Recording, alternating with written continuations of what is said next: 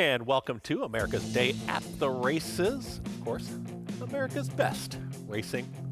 Sponsored by America's Best Racing. For the love of the race, visit americasbestracing.net today. We are at East Rutherford, New Jersey. Actually, a couple folks are. We're right there next to beautiful MetLife Stadium, all lit up like that. Meadowlands Racetrack. We got exciting racing action coming your way. The Pacers, the Trotters, all kinds of great excitement. Breeders' Crown eliminations, of course, happening right here all night long. And joining you here on the desk, Chris Griffin, joined by Paul Verderosa. Paul, wonderful to see you again. We're back together. Always a pleasure to be with you, my man. Glad to share the desk with you. Some great racing action tonight. Should be a lot of fun. Yeah, really looking forward to it. We're not going to do it alone. We've got a great team as well. But let's take a look at the schedule for tonight's action. We're going to be here all night long. Looking forward to it on FS2. So let's take a look at those races in just a moment here for Breeders' Crown eliminations, right, when we take a look at it. Yeah, I'm telling you, the action's going to be hot. It's always fun when we can get all of the big stars together on a big stage to try to get into the big money finals. Yeah, you take a look at the races. We got race number 4, race 5, both for 3-year-olds. The fillies, the trot, the pace. We've got the 3-year-olds taking on each other, Colts and Geldings in that pace, and the filly in race number 7 as well. And then, of course, that open mare's pace. I think we'll be looking at that race number 11. We got all kinds of great things going on. And, of course, we've got that sign-up bonus. You can sign up with Naira Bets and get a free $25 bet plus a $200 deposit match bonus just in time for the Breeders' Cup World Championships, of course. You can use that promo code CUP25, of course, to dive into the excitement of the Breeders' Cup. Sign up at nairabets.com, claim your $25 free bet and $200 bonus today. And as we jump right into the action, take a look at some of our harness racing action. We got the 1 mile trot coming up. We do have race 4 coming up, and you see a full field of 10. And right now, favoritism with the 5 drawn impression. Yeah, she's a good one, too. She won the Casual Breeze in the Simcoe this year, and she's got a nice post tonight to make some noise, get herself in shape for next week. Yeah, some prices all over the board there, but we do take a look at this field. We're going to take a look at this entire field here in just a moment. Let's take you through this post parade. We're going to start things off with the number 1 and taking a look at Sugar instead. And you take a look at Brett Miller for Virgil Morgan Jr. And you're going to see some pretty familiar names throughout the evening, but what do you think of the 1? Listen, she's the 2-year-old Ohio Trotting Filly of the Year. Perfect 12 for 12 this year, too. She takes it on the big stage tonight. The 2, and you take a look at the 2, Yannick Gingras is going to be, I was practicing this name earlier, Chap Arm Bro. Yeah, no, you got it right. You nailed it. Tron Smedhammer, too. You were practicing that name as well from the Bard as well. Yeah. So, you know, listen, just 1 for 12 this year, so things have been a little bit tough for Chap Arm Bro, so we'll see if she can turn it around. Yeah, that is, Chap Arm Bro is too nervous. I was getting too excited for the name, but there's the 3, Alyssa Hanover. Funny horse, 12 for 16 this year. She'll make you scratch your head sometimes when she runs, because sometimes it's really good, sometimes not so good. Not quite to the favorite yet. Currently 7 of 5 on the 5 drawn impression, but here is a look at it. It's going to be the 5 there. Let's take a look at drawn impression, who is the favorite. Yeah, and rightly so. You know, coming down from Canada, has won some big races this year, and Louis Villiers is a great driver. Should get a nice trip as well, forwardly placed. All right, we'll take a look at some of the other trotters in this spot. They're going to jump right over to the 7 and Date Night Hanover. Forget about the race last time, post 10. Never saw a pylon. Should get a better trip today. Very familiar name that's in the seat there in the bike. It's going to be Dexter Dunn. You'll see him very live throughout the evening. I did bet. Hey, heard a lot from him yesterday. You're going to hear a lot tonight, and probably even more so next week. Yeah, we'll see what Dexter Dunn does this evening. Right now, taking a look at, who is that there? I got to get used to the saddle cloth as well, but there's the 10 in Sambuca Hanover. Yeah, you have to go back to August for a victory over at Pocono for this horse, and really hasn't made much noise against this group's got a bad post now, so it's going to have to find a trip from way outside. Big long shot there in the 10 in Sambuca Hanover, and we're going to take a look at a couple other members of our team here in just a moment because they're going to help us throughout the night. Paul Verderosa, you've got all the great selections throughout the evening, but I know that we've got Gabe Pruitt and Jessica Otten going to be joining us as well, so looking forward to that. But what did you feel like with the 5? I mean, taking a look at that favoritism, and did you feel like, okay, and we are going to throw it right now. Gabe Pruitt, Jessica Otten, can you guys hear me? There they are. I knew they were going to pop in there in a second. What's going on? Looks like a gorgeous night out there at the Meadowlands. It is definitely a gorgeous night here, Gabe, for the end of October. A little bit on the chillier side, but we've seen some pretty nice miles so far. We have, mid to upper 50s, I think, for this card tonight. Clear skies, no rain, guys. So it's going to be a great night of racing. We saw a few races here right beside us on the track so far, and we've seen some quick races, some good finishes. So I think we're in for an exciting evening here with 7 consecutive stakes eliminations. Really looking forward to night 2 of the Breeders' Crown eliminations. We'll dive right into it, Gabe, here with the 3-year-old filly trotters. A couple of interesting storylines as well. We'll start with the horse who gets to start from the rail. That's Sugar Instead. This is a daughter of Volstead, and this is the Ohio Sire Stakes champion, Triple Crown champion this year, an Ohio 2-year-old filly trotter of the year last year. She's coming into the race undefeated. Yeah, this season, 12 for 12. Now, she's 19 of 23 overall. She's only made 2 starts outside of the state of Ohio in her life. Those were last year's Breeders' Crown. Unfortunately, she made a break in stride there in the final, but she's just a good filly. She's just ripped through the state of Ohio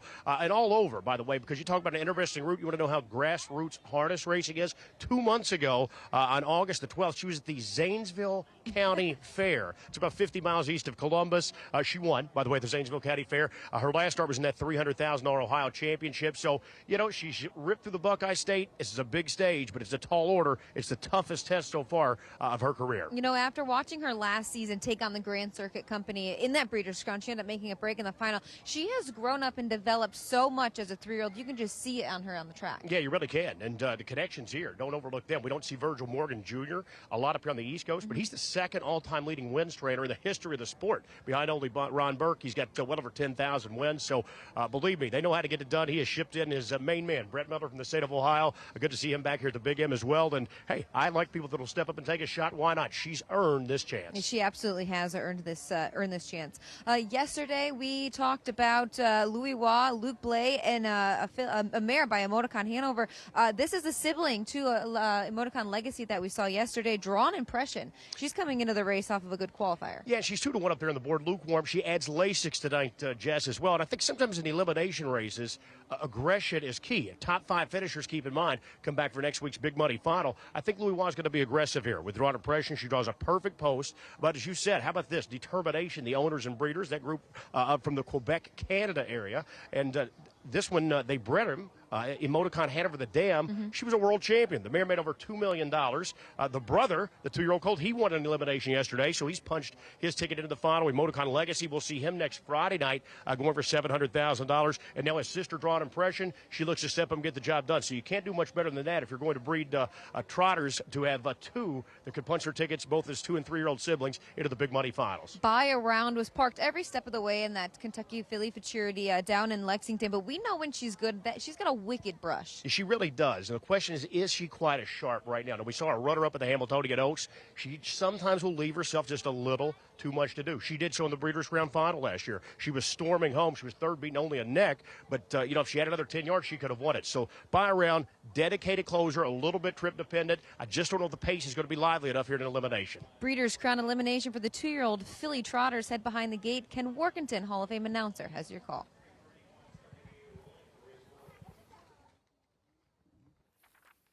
Impression 5-2 on the 7 Date Night Hanover, 9-2 on the 1 Sugar Instead, who's 12 for 12 this season, the Ohio sensation, as Brett Miller returns to the Big M. Here they come.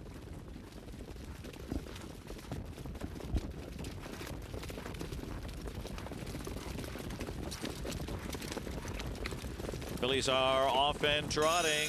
Buy Around, flashing speed, Drawn Impression with Willie's home run, and Miss Isla up on the far outside, and on the extreme outside, Sambuca Hanover, and they are 6 wide around that first turn. It's Willie's home run who swoops down with Miss Isla on the outside, and Buy Around is third, heading to the opening quarter. Drawn Impression floated away, gets a 4-hole tuck. Chap Armbro 5th on the inside, and Date Night Hanover's parked on the outside 6th. Then comes a Sugar Instead. Elista Hanover looking to go up on the outside with French Champagne, and Sambuca Hanover trails. 27 flat. A crisp opening quarter across the back stretch, and it's Miss Isla and Joe Bongiorno on the engine, but not for long. Here comes By Around and Andrew McCarthy. By Around to the outside goes Drawn Impression to track that one. So Willie's Home Run already back to fourth on the inside. Date Night Hanover's on the move up from fifth past the half. Then comes Chap Armbro. Elista Hanover gets going from the rear of the field, followed by French Champagne. Shuffle to the rear, Sugar instead. Sambuca Hanover underway from last. 55 and 3 onto the far turn. Drawn Impression pouncing on her. Date Night Hanover on the outside means business. It's Date Night Hanover and Dexter Dunn forges to the lead. Drawn Impression second now. Elista Hanover left uncovered on the outside, inching closer with By Around, No Racing Room in fourth. French Champagne on the outside trying to do more from fifth. Miss Isla was shuffled to sixth. They're at three quarters. Date Night Hanover 123 and 1. It's Date Night Hanover under some urging. Date Night Hanover will try to hold on. On the inside, Drawn Impression now shakes loose late. Louis Waugh urges her on, and she lunges late at Date Night Hanover. Drawn Impression takes the lead. Drawn Impression at even money. Then Date Night Hanover, Elista Hanover, Willie's Home Run, and Sugar instead in 151 and 1. Well, Gabe, into that first turn, there were plenty of levers. It looked like Andy McCarthy's hand was kind of forced there. Yeah, and Jesse, really, you would have thought this was the final. We saw, I think, 4 lead changes here, so the action was busy throughout this mile. Ultimately, it was Drawn Impression who got to take over the lead, but then released Date Night Hanover. Standardbreds by nature, they liked to draft. So when she was drafting on the back there of Date Night Hanover, it sort of was able to braven her up. And you see Louis Waugh actually left her in behind there for quite some time. It was only the final 50 yards or so that he's going to angle her wide. So we let her track there and just draft along, kept her comfortable. And at the end, it was enough to nail Date Night Hanover there in the late stages. And a wild one here. Again, for an elimination, typically we don't see that type of action. No, 151-1 is a new lifetime mark for Drawn Impression to get up there in the final stages. A nice move there, not to leave Dexter out. Obviously knows what kind of filly that Dexter has, but to, kind of sit there, regain his momentum, and she looks strong coming home. Yeah, it was a heads-up drive. And, one thing that really picks up the action in a race like this, when you have a couple of long shots, take a shot from the outside, that being the 6 Willie's Home Run at the 9 Miss Isla, it really forced those favorites to move early. You don't want to get caught in. You don't want to get caught too far back.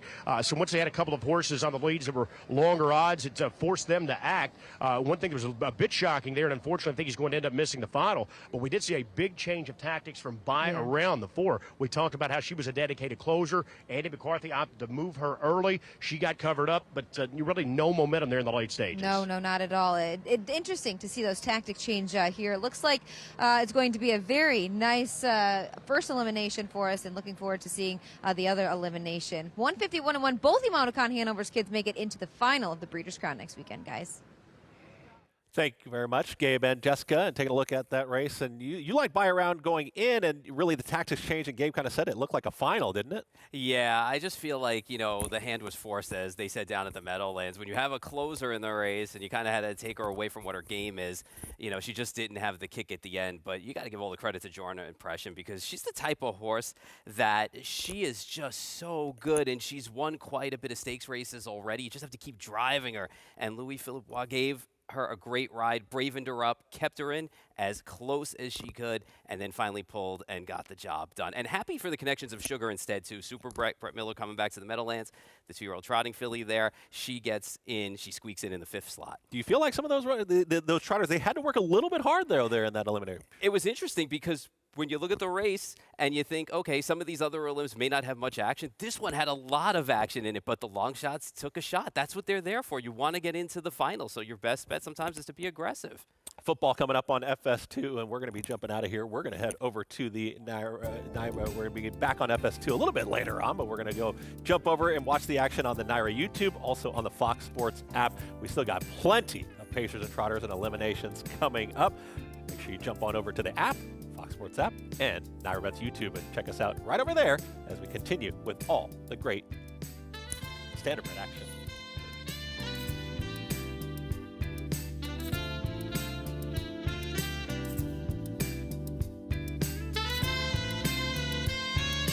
And America's Day at the races. right here with you on the Naira Mets YouTube, and also taking a look at the Fox Sports app. And we just saw race number 4 over there at the Meadowlands. It's a gorgeous night out there.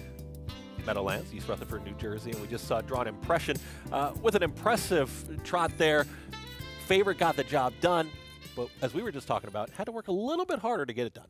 Yeah, in some ways, yes. In some ways, no. Early on, I think having to take back and make that one little rush up, but yielded pretty nicely to Date Night Hanover when Dexter Dunn came calling. And I think it's all about what you're driving and knowing what you're driving. And Louis Philippe is very, aggressive when he needs to be. But he waited, bravened her up, and let her come out in the stretch and just ran her down late. Do you feel we got another one to talk about, a main contender, Twin B Joe Fresh. What can you say? Maybe the best standardbred in the country? Oh, right now, yes. I mean, she is at the top of all of the polls. She's 9 for 9 this year, and 9 in a row, I should say, too, as well. And I mean, you could pick any one of those stakes races that she's won this year, and you could see why she's the best because of the way she just blows out some fields and the way she carries herself. Her stride is fluid. Everything she does just, breathes confidence, and it's great to see because last year she was kind of the runner-up in some of these big dances. Now she's the queen right now.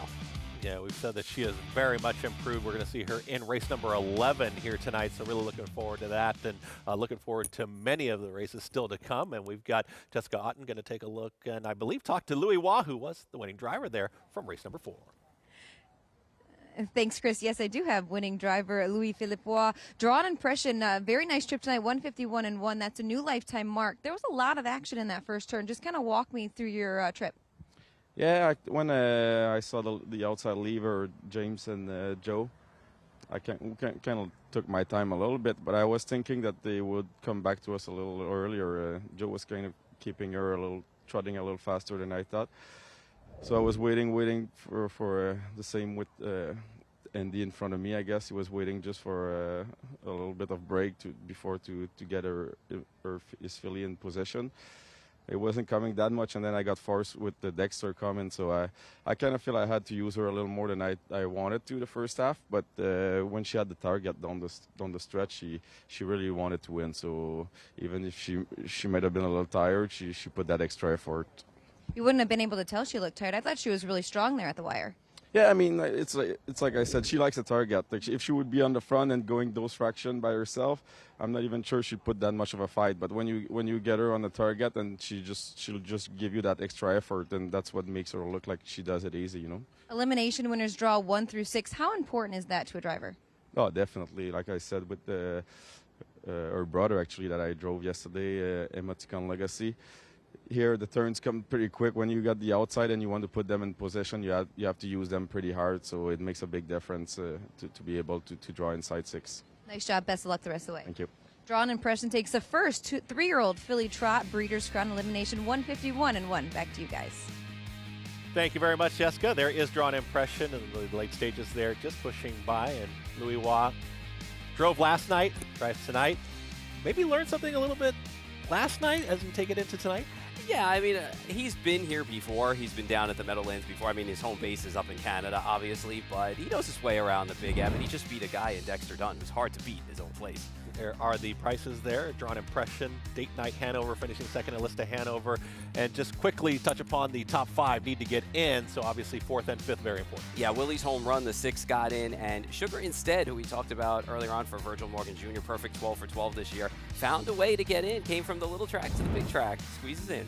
Make sure that you do end up in that top 5. We're going to look at race number 5, though, coming up, and we take a look at pretty even field. Rocket Deo, the one taking the action right now, though. Andrew McCarthy will be the driver, 7-5 currently. I know you went down towards the inside, though. You like a trotter down there towards the inside. I'm hoping Lasix is the key for Caviar Bell today because she looked sharp in that qualifier, and she'll call on her back class tonight, hopefully. I only did it once. Pacer. She was a pacer down towards the inside, but we've got that nice 3-year-old filly Pace coming up. But do you think that we're going to see a lot of that kind of change in tactics as well? Do you think that's going to be something that could signal what happens later on this evening? Sometimes you never know when it comes to elimination races. You always say that some of them, they get really aggressive, and then the next one, they kind of all back off. You never know what the drivers are thinking. I mean, they're all thinking you got to get into the finals for sure, but I guess until you get that starting gate rolling and come off the wings. You never know, because sometimes the best laid plans, they all go away no matter what you think you're going to do out there. You did see the money coming in there for the driver Andrew McCarthy and Rocket Deo. Do you think warranted? I mean, did you kind of see that coming? A lot of class last time out for that horse at the Red Mile, and, been running very well in recent starts. And my girl EJ, who we'll talk about a little bit later on when we review some of the earlier Elims, she's a good horse, and she picked off my girl EJ last time out. So Rocket Deo is legit. Yeah, and Geocentric, one that we didn't even really talk about, a pacer in between there. Brian Brown training, Tim Tetrick will be there. What did you think there? 1 for 11 this year in 2024. I don't know. I don't think anybody was expecting that record from her based on her body of work last year, especially with the races she came out of and the races she won. But this year's been a struggle. If maybe she can turn it around tonight.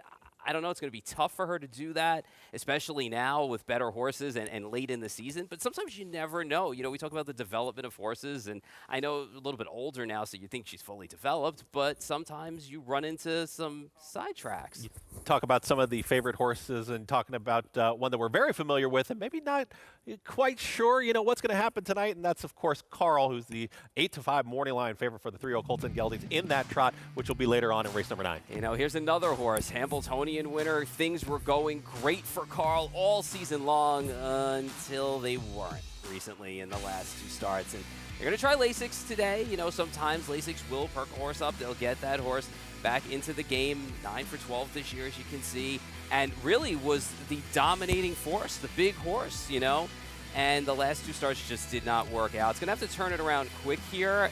I'm in the camp of maybe the season's gotten long for him now, and he's starting to, kind of slide in the form department. We'll find out today, though, what he can do. Yeah, important note there, as you did point out, 9 from 12, a winner of 9 of 12. But the thing about Carl, you say those losses have come late, and so maybe that's the concern there. But you do see Carl here on the track, and just take a look at him right now. What do you think? Yeah, this is always a fun part of racing for those who don't know. They will score these horses an hour or 2, maybe a little longer, depending, before their race. This is perfectly normal. They just get a jog around the track, maybe once or twice.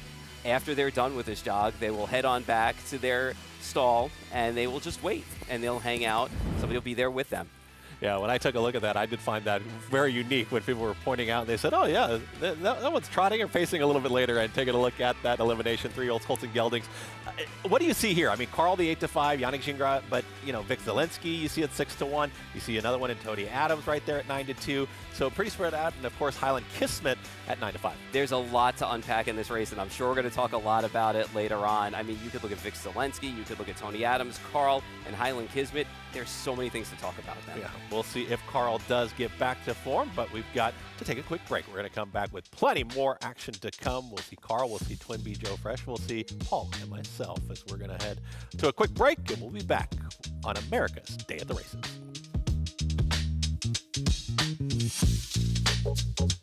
It all comes down to the Breeders' Crown on Friday, October 25th and Saturday, October 26th at the Meadowlands Racetrack. The $6.6 million Breeders' Crown has 12 championship races over 2 days. Friday night highlights the top 2-year-old trotters and pacers. Saturday features 4 divisions for the top 3-year-olds and 4 races for the world's best open trotters and pacers. Post time both nights, 6:20 p.m. October 26th also has a free handicapping contest with a $10,000 prize pool. Details at playmeadowlands.com. Must be 18 or older to wager. Gambling problem? Call 1-800-GAMBLER.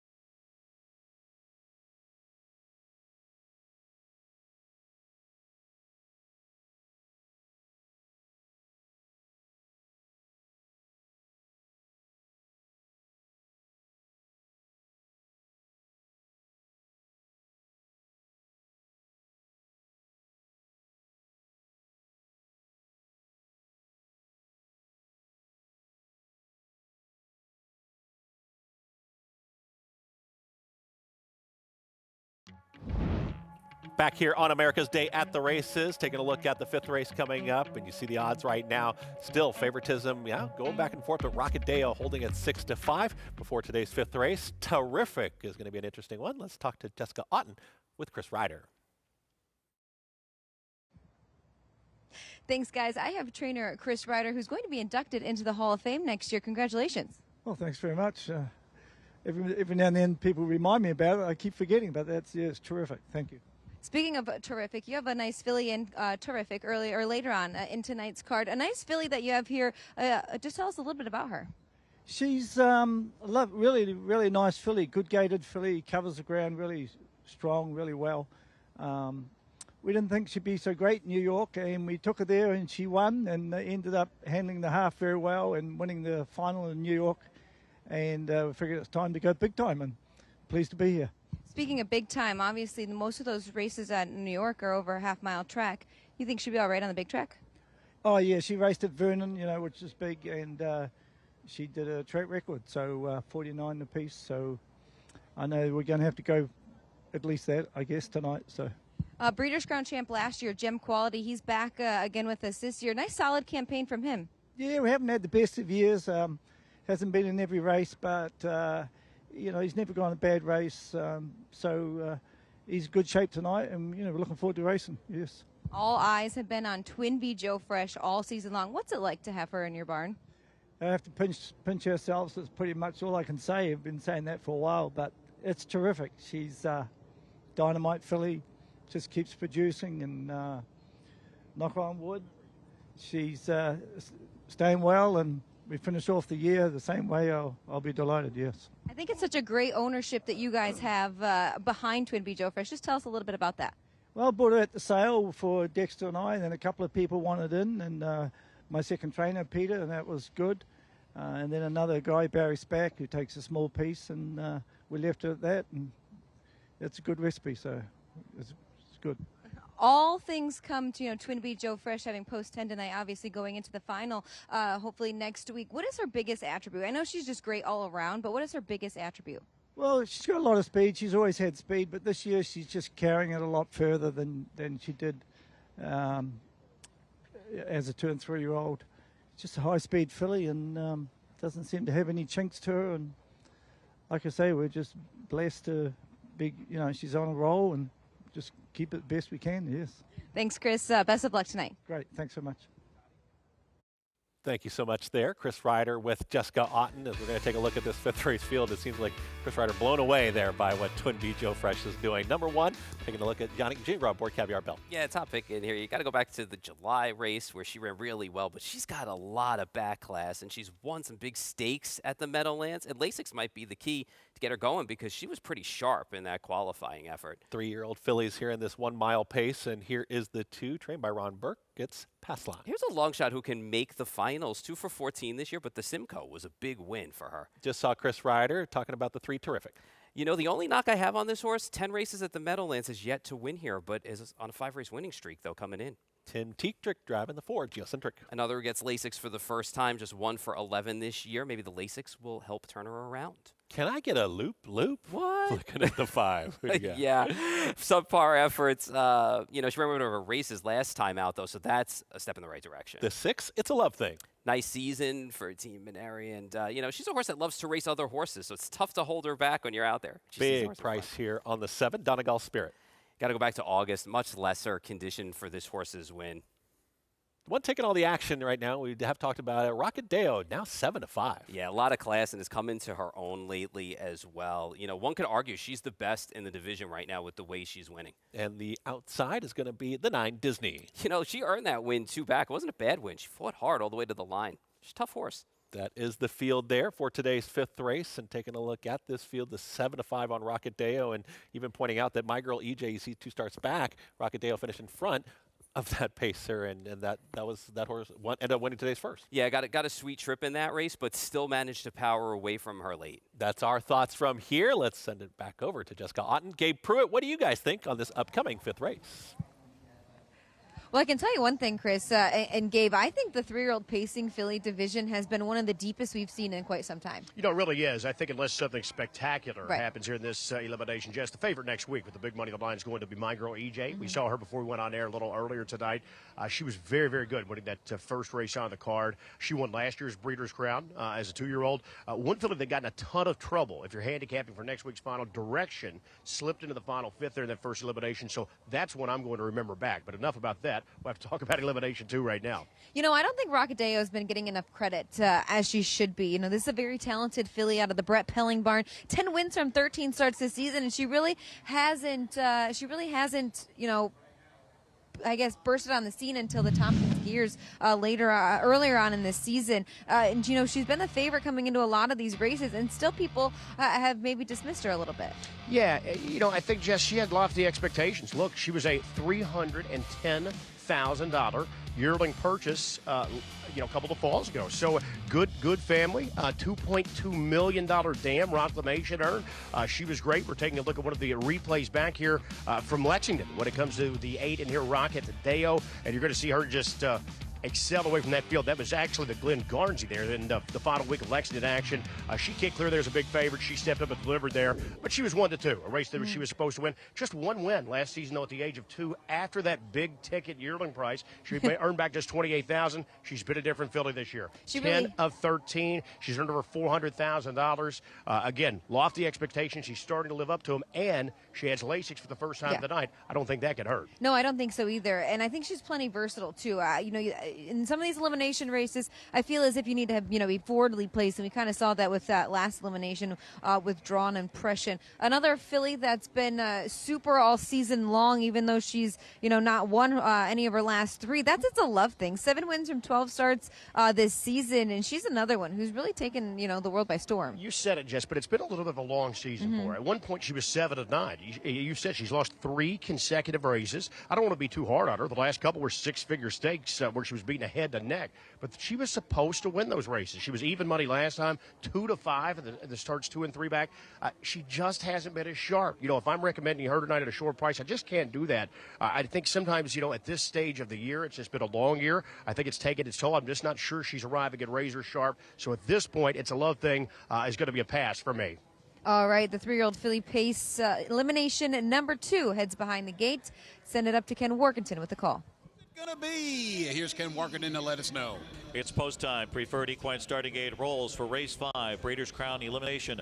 3-year-old filly pacers, sponsored by Ohio Harness Horsemen's Association and Genova Burns. At 7-5, the 8 Rocket Deo, 2-1 on 6. It's a Love Thing. Here they come.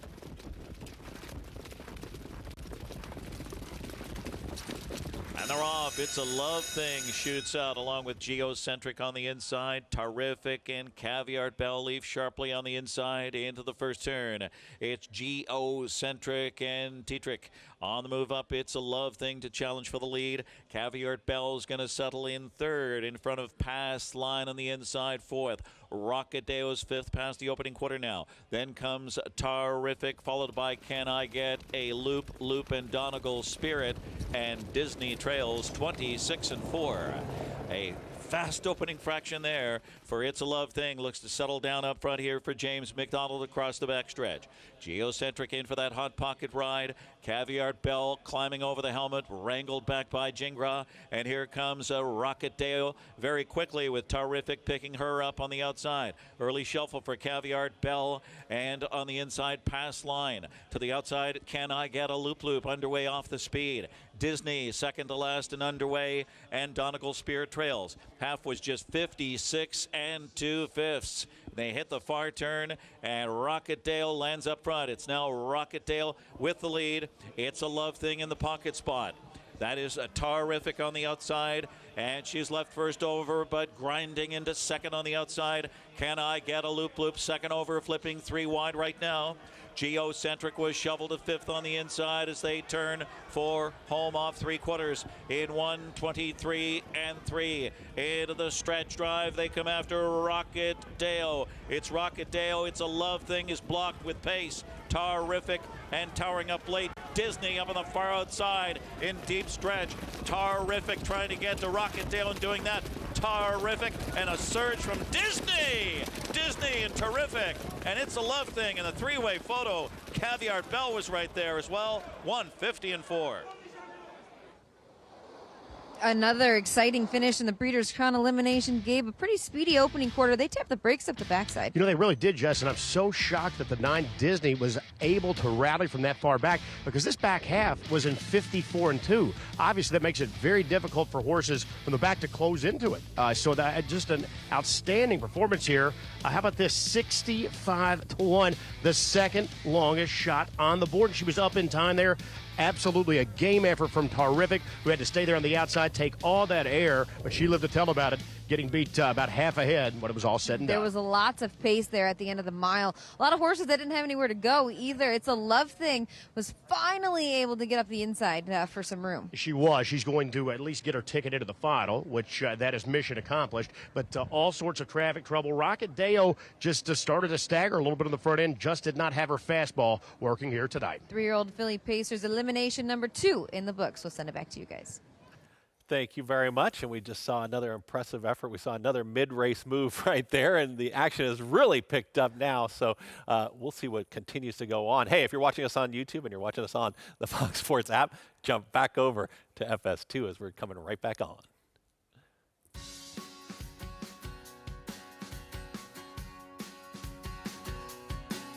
America's Day at the Races here on FS2. Happy to have you with us as we continue on. And we just saw the 5th race from Meadowlands as we have the Breeders' Crown eliminations going on, and the action has really picked up. We thought it was just going to be kind of a simple night. Make sure you get into the top 5. Chris Griffin joined by Paul Verderosa, and we're really starting to heat things up. Yeah, really. I mean, these last 2 races have been a real bang up when it comes to these eliminations. A lot of action, a lot of strange results too, especially this one. Let's take a look at that 5th race, actually, and take a look at that stretch drive. And you do take a look at the Breeders' Crown eliminations all evening long. And look at this. They fan out, and they come after the leader, who is Rocket Deo, gets past in the late stages. Yeah, I mean, when you look at this race, I mean, there were some horses in here. The 6, It's a Love Thing's looking for room. Caviar Bell, the 1's looking for room. And it was Disney who beat them all to the line at a huge number. Man, she's earned her wins when she's won them. She's game. She did it 2 starts back, and she's a fighter. Yeah, you do take a look at Disney, and we're taking a look at the position here. Looking at that far outside, Twin B Joe Fresh, who we're going to talk about later on, of course, is going to be outside as well. But we've seen it now 2 races in a row where that mid-race move has happened, and it really kind of tells everybody, okay, it's go time. Yeah, and you have to at some point. And especially this time around, they backed it down. I mean, the second quarter was pretty slow in there. So you got horses coming from the back. You know, the race kind of came apart. I mean, that surprised me a little bit watching Rocket Deo, you know, go out there and sprint early, try and back it down, and have nothing left at the end. There is Disney and Todd McCarthy getting the job done. You see off of that 3rd, 2 starts back, did have that win. And you, like Caviar Bell, maybe had a little bit of trouble. Maybe that's something you take a look at from a trip standpoint. Yeah, this is a race you're going to have to go back and look at some trips, especially for It's a Love Thing, the 6, and the 1 Caviar Bell. All right, we did see Disney get in there. Rocket Deo finished 5th, right? So still going to be able to end up in that in the final. Yeah, I think she squeezed in and held on for 5th after setting the pace. All right, we've still got plenty to come here. We are here at the desk, and we're going to be joined by Jessica Hunt and Gabe Pruitt. They're going to have plenty of reactions as well. But as you talk about that outside, and I'm talking about the outside with the 9 and Disney, do you see the same kind of tactics? Twin B Joe Fresh is a name that we're going to hear quite often. I think Twin B Joe Fresh in that case is going to show a little bit more speed off the wings. I think, you know, Dexter's good at finding a spot, you know, not rushing a horse, quiet hands of a feather, we like to say. And, you know, she knows what to do when it's go time out there. And, you know, I think they're going to be aggressive with her. Are they going to have her fully cranked up? That's a different story. You want to win because you want to be able to draw one of those 1 to 6 posts for the final, but you still want to save a little bit left for next week. Yeah, it's still a competition. Everybody's going after one another. No easy leads, and they don't just give it away here. And we've got Gabe Pruitt, I believe, with Tom McCarthy here, winning driver, talking to the connections. Gabe. Thanks a lot, Chris. And big upset here. Disney, Todd, this had to shock you. Got away last and ended up 3rd over there. But against that type of company, it was a tough move to make. Yeah, for sure, Gabe. It was a tough post for her, but she's come a long way in a short time, this horse, in a period there in Kentucky. So I had a little faith that she'd be competitive in there, but I knew the draw was going to be tricky, but kind of played into her hand a little, and she gave me a good kick coming home. And she really has raced on some of the smaller stakes circuit throughout the summer. Hasn't had many chances against some of the best of the best. Do you think that's helped keep her fresh here towards the end of the year? I think so too. Like I say, it probably comes back to that little bit of greenness. Like Brett always told me early on that he's had such a big opinion of this filly, but he said it's just going to take her a little bit of time to find herself. So she's grown into herself really nice now, and she's become quite a nice race filly. Congratulations, Todd. Disney scores here, guys, a huge upset in the 3-year-old pacing fillies elimination. Thank you very much, Gabe. And Todd McCarthy, the driver there. We saw number 2. You thought it might just be a night of favorites? No, no, no. We have a well over $100 winner. You know what's crazy about this horse is she has never been worse than third. You know, even coming in here, and, you know, again, it's against lesser competition, but horses don't know that. They go out there and they run, you know, and she's a fighter. She's a scrapper. She showed it tonight, boy. Yeah, such an important note, right? These are all good horses going into these spots, and they all want to win. They all want to be in that top 5, and Disney, if you like Disney in there, you got a big price. If you're a fan, I mean, just even based on the name, you're getting paid for sure tonight, for sure. But she ran her eyes out. That was a nice closing kick from an outside post. Maybe trip handicapping again, like you take a look at Caviar Bell, and I know Gabe was talking about It's a Love Thing, had a little bit of trouble as well. So plenty more to come next weekend. But we also have our 6th race coming up, and that's a Breeders' Crown elimination for the 3-year-old colts and geldings apace. Nijinsky, a very familiar name down towards the inside. Louis Waugh, who we saw win one already. We'll see if the season is caught up to Nijinsky or not tonight with being short odds. But I don't know. His last race or two, I have a couple of question marks about him. All right, we'll see what happens in that pace. So many races here to come. So many prices we're trying to get. You said a $100 winner. I don't even know how you top that. I don't know how you top a $100 winner. You know how we do it? Tony Alagna interview. That's right. We're going to talk to Tony Alagna a little bit later on in the program. And can Alagna's better be best? That's going to be the question when we come back on America's Day at the Races. Still more to come.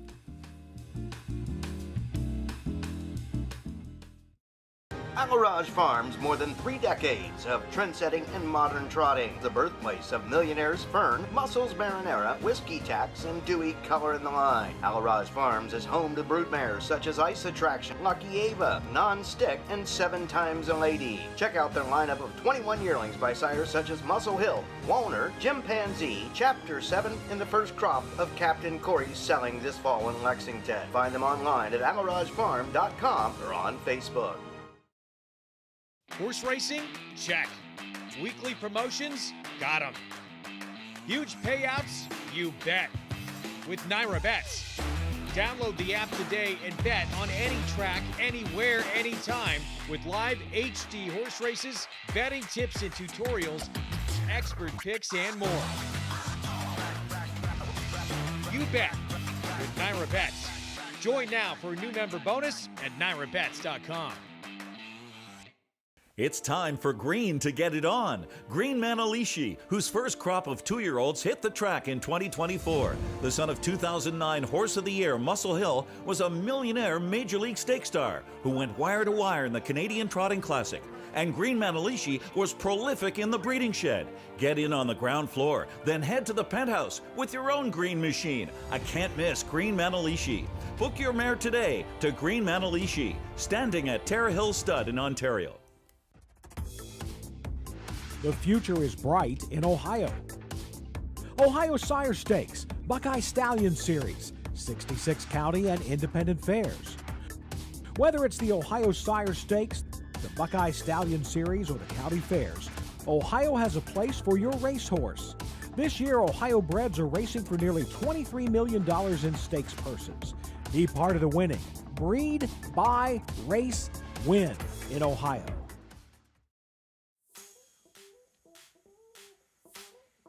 And welcome back to America's Day at the Races. You see the Meadowlands there. You know what that means. That's going to be some harness racing action on FS2. America's Day at the Races, of course. Making sure you join us for this huge night of racing action. We've got pacers, we've got trotters, we've got them all in these Breeders' Crown eliminations as they get set for the finals, of course, and some big money on the horizon. Yeah, this is what it's all about, too, right? You know, you take a look at them and you watch them all year long, and a lot of them are building up to this moment, you know, getting into the finals in their divisions. Yeah, the 2 eliminations, you talk about races 3 and 6. The top 5 in elimination advance to the finals, and those eliminations, they draw 1 through 6 in the finals. It sounds a little bit complicated, but when you do start to kind of explain it, just get into the top 5. Yeah, just make your way in. That's what you want to do. Get into the big dance for the big money. You want to be there. This is the Breeders' Crown elimination for 3-year-old colts and geldings, and it is race number 6, so obviously race number 3 already took place. And what happened in today's third? Well, your Little Brown Jug winner, Captain Albano. He was the star of that elim, and he was the big name going into that elimination race. You also had some good horses in there, too. You had McCrunch and you had Captain Luke in there. But at the end of the day, the Jug winner did shine in there, and he did get the job done. Yeah, I think we're going to take a look at that third race in just a moment. But when you do talk about that victory, and here it is, as I just talk about it now, Captain Albano, what did you think of the effort? And again, we talked about, are you saving some for next week, or do you really just kind of empty the tank here? What did you think of this effort? Well, he was 1-5 in here, so he was certainly the best horse on paper going in, and certainly, you know, as a driver, you're going to want to drive this horse aggressively. Made the backside brush to the top and got a little bit of separation, but Captain Luke was breathing down his neck the entire stretch, and it was a great effort from Captain Luke there. I was a little further back. Long shot time on my side was third. Howlin' in the Hills put in a nice effort. Howlin' in the Hills was a horse who shows a lot of speed, ended up having to sit pocket and change tactics tonight. And McCrunch, who's not a bad horse, finished 5th. The only thing with this race was this was one of the Elims earlier on that we saw that didn't have much movement at all in there. So I think a lot of these horses still have something left for next week. Yeah, it's all connected, right? I mean, Captain Albano, Todd McCarthy, who we just saw win race number 5. Then you talk about Captain Luke and Tony Alagna, the trainer of the 6, who we just talked about there in that third race. And of course, Tony Alagna, he's got an opportunity right here in this 6. So it's going to be that second half of that Breeders' Crown elimination. And he's got the 6 and Better Is Nice, and we got a chance to catch up with Tony Alagna.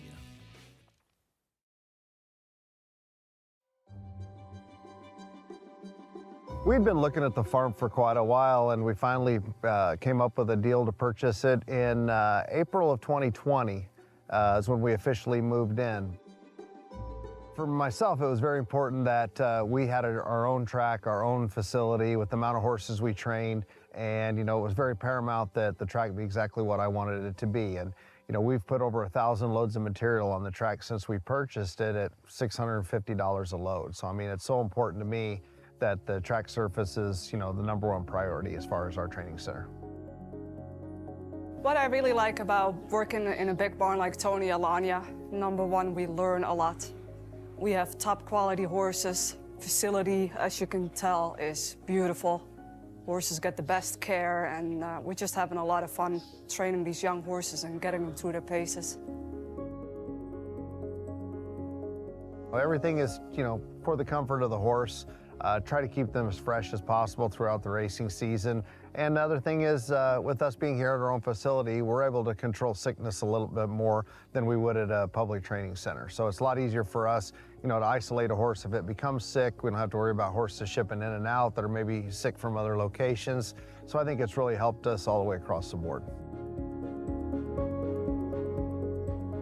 I wanted to be where we have the best, so I ended up in New Jersey.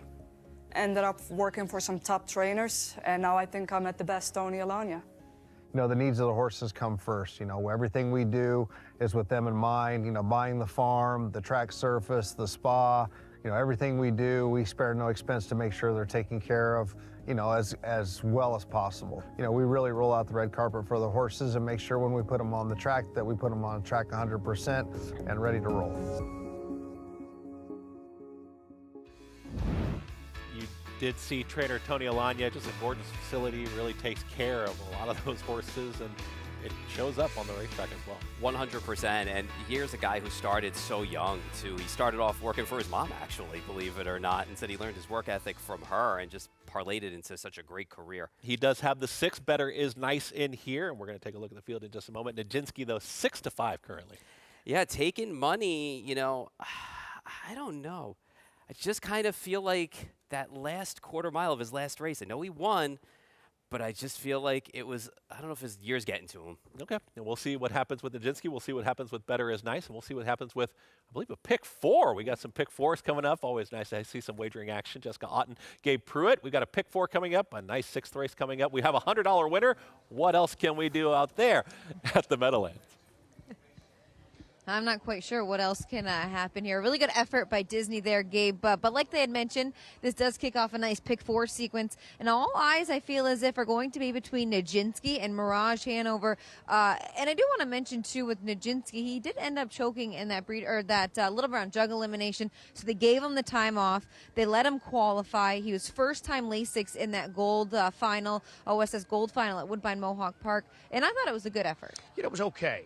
It was a win. I don't want to discount it. But I think just in terms of wagering, I just think it's a little deep in the season. And, Jess, I have a slam dunk single. I'm going to take a stone stand here in the first leg of the pick 4 with Mirage Hanover. I think this is the now horse. Again, it's been a long year, but he is peaking at the right time. He comes off a sharp 146-3 win last time there in the Tattersalls with the set at Lexington. Of course, we saw his very game runner-up performance in the Little Brown Jug and behind Captain Albano, who we saw won the earlier elimination tonight. So I think Mirage Hanover, that's going to be my slam dunk single. You see my play in right now.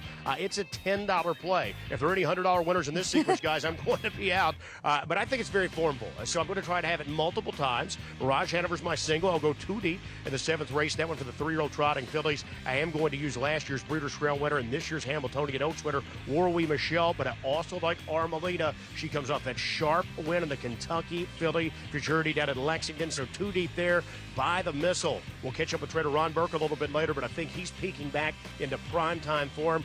He's going to be a single for me. Actually going to single the 8th there, the 8th race of the day. By the missile from that outside post. Again, it comes off his first win of the All-Raj. And then 2 deep in the last leg. Tony Adams, I think, is sneaky there, that 9th race. Dexter Dunn's choice over there in Vic Zielinski. I think that he did misfire last time, the futurity Jets, but I think he's much better spotted tonight. I know Dex has a lot of confidence in him. And Highland Kismet as well. So I know a lot of that play is going to come in on Carl. Carl could absolutely bounce back. It wouldn't shock any of his guys, but if he wins, it's going to be a short payout. You know, interesting there, too. I thought Tony Adams had every shot in that Kentucky futurity. I just don't think that was his sort of trip. I do see that he's got plenty of speed. I just think he likes to be a bit more used conservatively at the end. Yeah, he was soundly defeated. And again, if there was something wrong, Dexter had an option to take the one Vic Zielinski, who's a very sharp horse, coming off a monster win. So if Dex has the confidence to come back and pick on Tony Adams, then I'm back as well.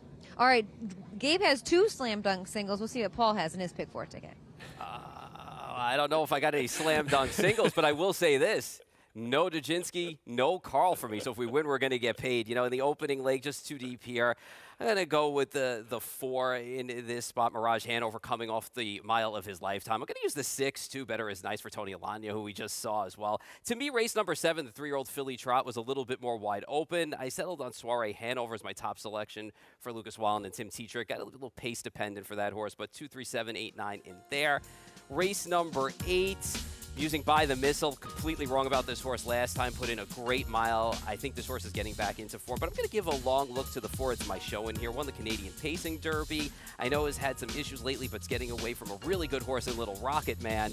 And if we're alive in the last leg, it's the 1, 3, 4, and 8 for me with Vic Zielinski on top. I think right now Vic is the horse that's coming to hand and is the now horse. So $40 for me.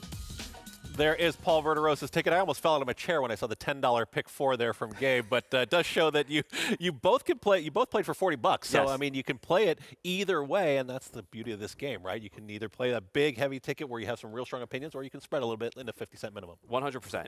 We're always rooting for each other too, so it's all about getting it done. So hopefully Gabe and I can hit it together, and if we can't, hopefully one of us can do it. We'll buy drinks for each other. Can you hit it together? Yeah, it seemed like you guys had all the same I'm selections. pretty sure we can.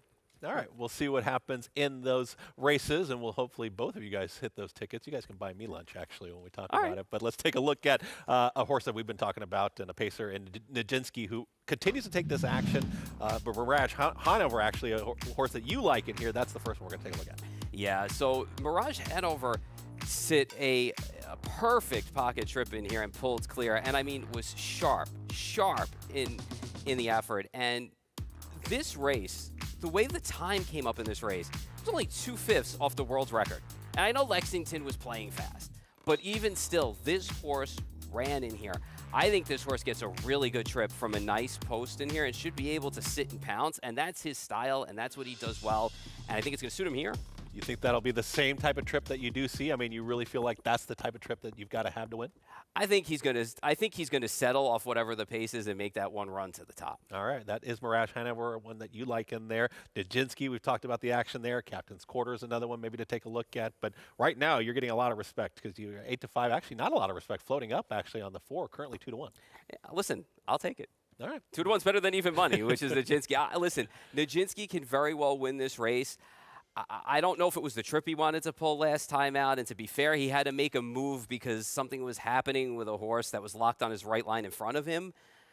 But I don't know. I think it's getting late. I did not like the final quarter for that horse coming home in the time that he came in, and I just wonder if the year's catching up to him. Does seem like the bettors continue to just still like Nijinsky. Gabe was kind of on the fence about Nijinsky there. You seem to kind of be backing off the favorite as well. Maybe this is the time to tackle this favorite, and we'll see. We just had a $100 winner. Not sure we'll see that, but here is the one, as we talked about. That's Nijinsky. Yeah, I mean, 10 for 12 for this year. Some people say he got on track last time. Some people don't like his last effort. We'll see what he can pull from the inside here. Yannick Gingras is going to be driving the Captain's Quarters, number 2, and off of that 3rd place finish last time. It was an even effort, but not a bad effort because the time was actually fast for that race. So he's had his moments when he's been solid this year. Mirage Hanover did win that last effort, the one that you like quite a bit in here. There is the 3, Sweet Beach Life. Goes out for a Red Hot Barn and Travis Alexander. Listen, he's got a real shot to make the finals here. All right, make sure you got to get in that top 5. There is the 2-1 on Mirage Hanover. Yeah, we've talked about him coming off the mile of his life. All right, the 5 is going to be Gem Quality, Tim Tetrick. 6 weeks off since that clunker in the past championship. We'll see what happens here off of the layoff for Chris Ryder. Tony Alagna, we spoke about him. He's got the 6 betters nice. New Jersey Sire Stakes winner here last year. Doesn't have to face Average Hanover, so that's a good sign. James McDonald driving the 7. His better efforts have been against much easier competition. He's going to have to get a little faster here against this group. Another big price towards the outside. Scott Zeron on the 8.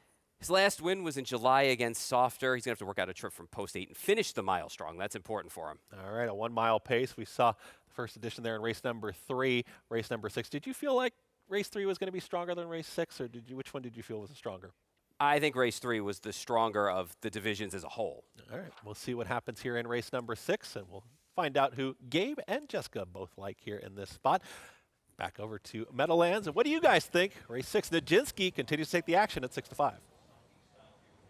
I'm actually kind of shocked that Nijinsky is taking all the action, just considering, like you had mentioned, Gabe, Mirage Hanover is the now horse. And we talked about this, I think, a little bit yesterday. The Glamour Board division always seems to be, all eyes on them. And this year, we have seen every big race won by a different horse. Yeah, and when you get $911,000 in the bank this season alone, Nijinsky, it's going to open eyes. But right. His credentials speak for themselves. But I'm going to tell you, Jess, I absolutely love how the wagering's taking place here because this is my best bet of the night. I love the 4 Mirage Hanover. Again, I thought Nijinsky was going to take a lot of play off his reputation alone. I do not think this is the same Nijinsky that we've seen throughout the summer. So, again, I love the fact that the public's on Nijinsky because I'm going to set sail in full send here on Mirage Hanover, and I am just hoping that we can hold the second choice status. I think they've managed Mirage Hanover perfectly up until, obviously this point. I know he's got 15 starts on this season, but if you go back and watch every one of his races, even in defeat, he was always racing, at the end of it. And I think that's super important heading into,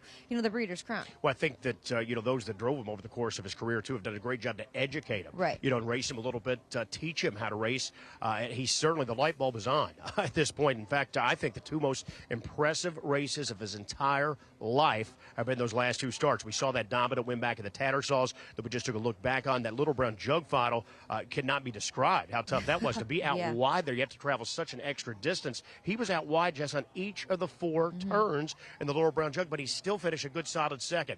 The bad news is he's just clicked into the co-favorite. He's 6-5. Tony Alagna bred and co-owns and trains the 6 Better Is Nice. He's a millionaire and a very nice horse in his own right. He loves the Bluegrass State down in Lexington, Kentucky. Even in that Tattersalls, I thought it was an okay effort from him. He parked past the quarter, just couldn't quite get to Mirage Hanover. Yeah, he was the runner-up, soundly defeated, but first crop of Better's Wish. It was a small crop, I believe just 35 or so foals, part of his first crop. But Tony grabbed this one, just for the $30,000 tag, and he's made over $1 million. So sharp buy. He's in good form. Comes off that runner-up. I'm just, he's going to have to step things up. It was 3 lengths beaten by Mirage Hanover last out. How is he going to be able to step up and make up that margin? margin here tonight? That's my question. But you are going to get 8-1 price. If you want to swing, that's not a bad number. Definitely a good way to spice up your exotics. Nijinsky continues to be the co-favorite, 6-5 on the board, like we had mentioned. This will be second start Lasix for him. Yes, and we'll see. You know, maybe it turns him around. I'm at the racetrack to try and find reasons to beat favorites. That's the name of the game.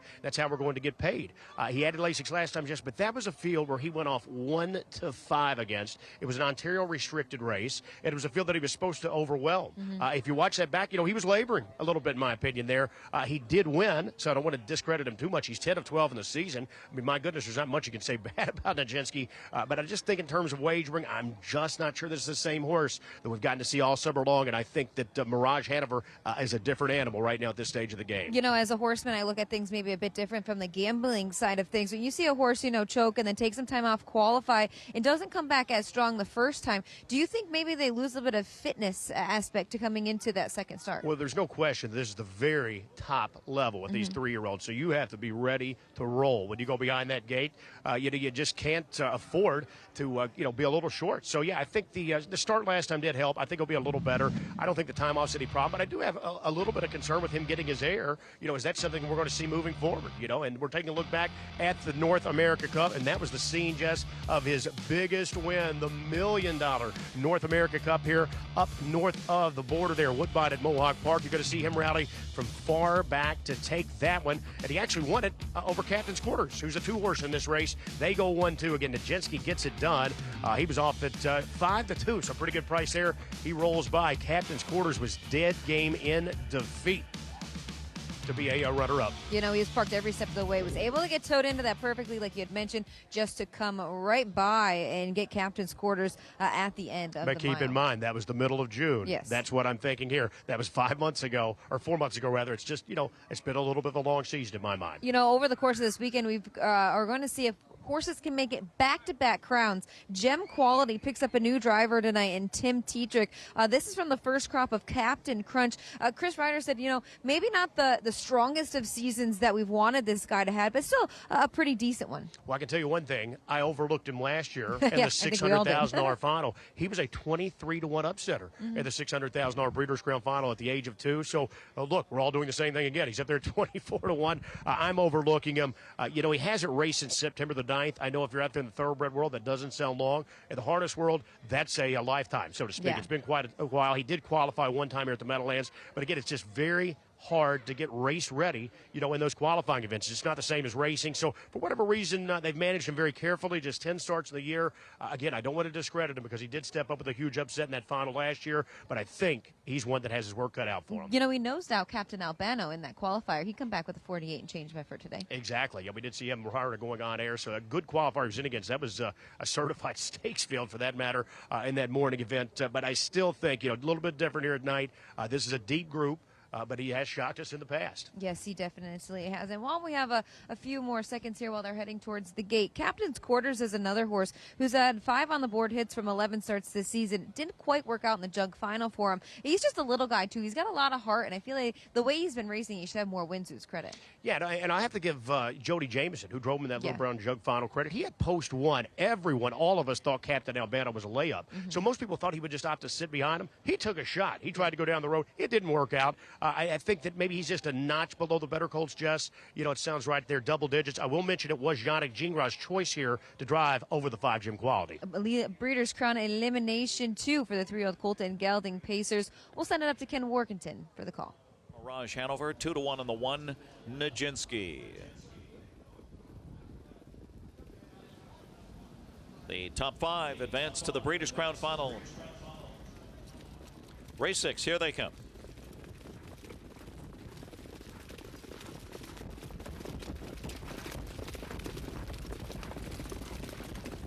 They're off. Sweet Beach Life shoots out. So does Mirage Hanover on the outside with Nijinsky on the rail. And Captain's Quarters just floated away in 4th position. Gem Quality is 5th as they round the first turn. Then it's Better is Nice at the rear of the field with Calico, Jack Hanover, and Number Cruncher. Mirage Hanover to the top for Dexter Dunn. Mirage Hanover sets up shop there with Sweet Beach Life in the 2nd spot. Nijinsky tracking 3rd off a quarter of 27 2/5. Gapped early, Captain's Quarters fourth as they wheel off that turn. Out of third, Nijinsky is looking to challenge for the lead. So it's a gap of 3 lengths now to Captain's Quarters, closing that gap in fourth. Jam Quality on the inside, fifth. Better is Nice is sixth by 2. Then comes Calico Jack Hanover, and Number Cruncher still trails. Nijinsky strides out strong here for Louis Wan, takes over. Nijinsky and Mirage Hanover 1-2 past the half in a brisk 54 4/5. Sweet Beach Life tracking third now. Captain's Quarters is fourth, and he swings to the outside and has to pick it up, and picking him up is Gem Quality. Second over in fifth with 3/8 to go. Then Better is Nice sixth, and Calico Jack Hanover and Number Cruncher at 3/4, and it's Nijinsky and Deuce Popping. Mirage Hanover comes after him, and they hook up in a duel here. It is Nijinsky and Mirage Hanover on the outside, stride for stride. 1:22 4 into the stretch drive. Nijinsky on the inside. Nijinsky and Mirage Hanover going at it, trading blows. Sweet Beach Life trying to reel them in. Gem Quality on the outside and deep stretch. What a battle. Mirage Hanover. Nijinsky on the inside, not giving way. Mirage Hanover. Mirage Hanover. Then Nijinsky. Then Gem Quality. And then it was Calico Jack Hanover, and close between Better is Nice and Sweet Beach Life. 1:48 4.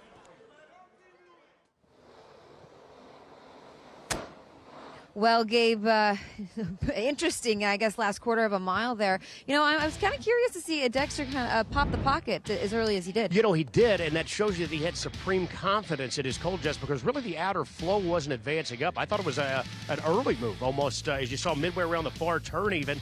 And one thing he found out for sure, Nijinsky was back, because when they dropped the gloves, this was a heck of a slugfest throughout the stretch. Mirage Hanover had to go every inch he could go to get by a very stubborn Nijinsky there at the inside. You know, that's sort of the surprise to be in the race. I mean, this was the A game for Nijinsky. It's just Mirage Hanover remains razor sharp right now, and you thought there for a moment he may give it up, but at the end of the day, Dex was able to keep him alive to edge past in the late stages. Just by a nose there at the wire. And I was actually, you know, maybe a little surprised that Louis opted to remove up the backside, but he wanted to control things. Well, I think the first quarter for this level, 27-2, I think he was just concerned that Dex may just back that pace down slow if he had no challengers, you know, and got all the respect of the lead. So Louis was in a tough spot. He sits third. You know, if he sits, he lets the four away with a very slow pace. He wanted to go on and press that tempo, take his best shot right then. Obviously, that did quicken things as they were down to the half in 54-4. Pretty solid there as they kept a pretty stiff tempo throughout, but it was Mirage Hanover. Again, you know how confident Dexter had to be to pull that early, but he found out Nijinsky still had a little left there at the inside. These are two good colts. They'll be two of the favorites here in next week's final. Mirage Hanover, Dexter done 1:48-4. They take the second elimination for the 3-year-old pacing colt. Breeders' Crown bound. Mirage Hanover, guys. Maybe not quite the way that you would see a 1-5 shot get the job done, but you talk about those top two efforts, and they look like the top two definitely out of that race. But what did you take from the victory there with Mirage Hanover? I think, looking at it, I think Nijinsky actually ran a really good race. I was surprised. You know, I had my doubts about Nijinsky, but make no mistake about it, Mirage Hanover, the last two efforts have been extremely solid, and Dexter Dunn doing great things as usual. Yeah, it does really depend on what's going to happen next week, but taking a look at Twin Bee Joe Fresh and what's still to come, because we've got a lot of great racing action still, and one of the best standardbreds that we have talked about. We're going to keep talking about her on America's Day of the Races.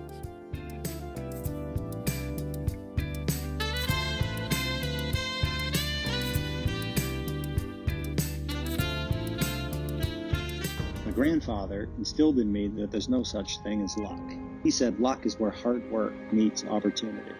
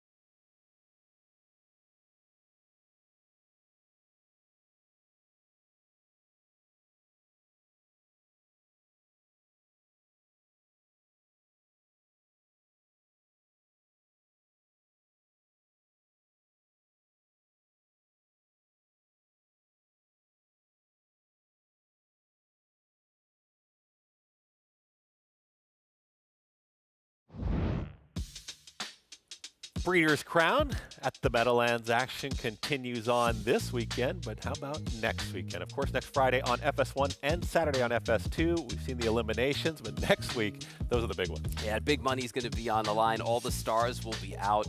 Should be a lot of fun. Great atmosphere, you know, great crowd, great horses, and that'll be fun because Acacia and I will be there live. Yeah, taking a look at the breeders. It's always important with the breeders and taking a look at everybody coming from different territories and different areas, and they all end up right there for the Breeders' Crown. Take a look at some prices right now. Mirage Hanover down to 1 to 5. Gets the job done there. Dexter Dunn, the driver there, and Jake Lehman, the trainer. And I believe that Jessica Otten had an opportunity to catch up, and it's down there right now there with the trainer Jake Lehman here of the former Mirage Hanover. Thanks, Chris. Yes, after a thrilling stretch tool, Jake, what was going through your mind coming down the lane? Yeah, it was a tough battle there. It was tight. Just talk about the colt all season long. You know, he seems to be the now horse right now, but I feel as if your management has really prepped him for the Breeders' Crown. Yeah, he fared well, you know, kind of race him here and there and try to take care of him the best we can. What do you think his best attribute is on the track? He's really, really relaxed and just, you know, pretty push button, goes when you ask him. Yeah. Is he that way in the barn? Is he a colt that is going to take care of himself heading into the final next week? Yeah, he talks to a lot of horses walking by and stuff, but, you know, he does sleep and, you know, he takes care of himself. Congratulations. Best of luck next week. Thank you. There you have it. Mirage Hanover noses out Nijinsky late in the mile. Take the 3-year-old pacing colt elimination for the Breeders' Crown number 2. Taking a look at that replay there of the stretch, and you take a look at trainer Jake Lehman. There's some confidence here. I feel like there's some confidence with the connection. Yeah, and especially with the way that he's running his last 2 starts. I guess there's confidence around the barn because he says he talks to other horses, so he must walk around and say, I'm the man right now. I've got everything going for me. This race, though, Dexter, I think, looked over his shoulder as they headed past the half and was like, I'm getting out before this, you know, outside flow starts to happen. But it never did actually, you know, come to pass. So he was able to get first run on that horse and wore him down late. And of course, it is important to win those eliminations too, because you have an opportunity to get closer to the inside, of course, right? Yes, drawing 1 to 6. All right, we're going to take a look at race number 7, the Breeders' Crown elimination. 3-year-old trot. That's right, we've got the 3-year-old fillies in that trot. And taking a look at 3 to 5. Armelina has taken a ton of action. Are we going to see 1 to 5? Is that possibly going to happen again? No, I think 3 to 5 right now in Armelina in a big field there of 10. As we take a look at both pick 4s advancing, what did you think of the 8? Listen, I don't think she's going to be that short by the time the race goes off. You know, she ran super to get that win last time out in the Kentucky Futurity. She's going to have to find a way to get a good trip, but based on her last race, she's definitely a fit here. Todd McCarthy, we've talked about him already, and remember, those are the conditions here. The top 5 in each elimination do advance to the finals, which will be next week, as we talked about on FS1 and FS2, and then on Friday and Saturday, and then those elimination winners, they draw 1 through 6 in the finals. Yes, yeah, so that's a kind of a bonus for you to win that, so that way you don't have to draw the outside post. And sometimes it's a benefit, you know, depending on how you want to race to get in. You definitely want to win, of course. Yeah, you're going to have your main contenders definitely kind of eyeballing each other, talking to one another. In race number 4, we saw some prior action in this division, and taking a look at that race as we open things up. When we got up here on set, and Drawn Impression was the favorite. What did you think of this effort? I thought this was a nice effort for this horse when you take a look at it. You know, sat pocket right in behind and had to wait a little bit to be able to get out, and was thinking about, where am I going? Am I going inside? Am I going outside? Finally just bravened up, and they just kept this horse behind the leader, pulled the right line a little bit, and came on late with a nice late run, and that's what you like to see with these horses. They braven up sometimes when they get behind a horse, and they rally late and get to the line first. Do you think there is a chance you can almost get the saying, you get too cute with it, right? Because you want to be in the top 5, you want to make sure that you advance to the finals, but at a certain point, this is a competition. This is something where you want to go out there and win. And it seems like we're seeing more and more drivers maybe throw the gloves off and say, okay, we're going to just do what we need to do. Let's get into the finals. But yes, let's go try and win this race as well. I think an important thing to keep in mind, too, is, you know, we say it all the time, even on the thoroughbred side, pace makes the race, right? You know, so if you see that a pace is hot up there, they're going to take off a little bit and make sure that they save a little bit for the end, especially the closers of the race. Now, when you take a look at a race like before, you know, you have that slower half. You know, you got to start making that move into that slower half, into the flow, so that way you get yourself into position to at least get yourself a spot or give yourself the best chance to win, for sure. Yeah, we saw Drawn Impression there. Louis Waugh was the driver taking that winner. And then you talk about the 7th race coming up. It's going to be the second half of this elimination. Which one's stronger? I'm going to ask you that every single time. What did you think? I think when you look at the race, I think the 7th race came up pretty strong. All right, we'll find out because we've got race number 7 coming up when we come back on the other side of the break. And that favorite, Armelina, on America's Day at the Races.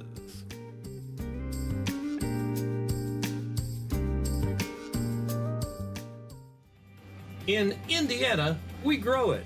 And when it comes to harness racing, the Indiana program has grown to become one of North America's very best. Breed Development and the ISA have been there every step of the way by overseeing and promoting the Indiana sired racing, breeding, and stakes programs at every level. We're working to ensure a right future for all of us.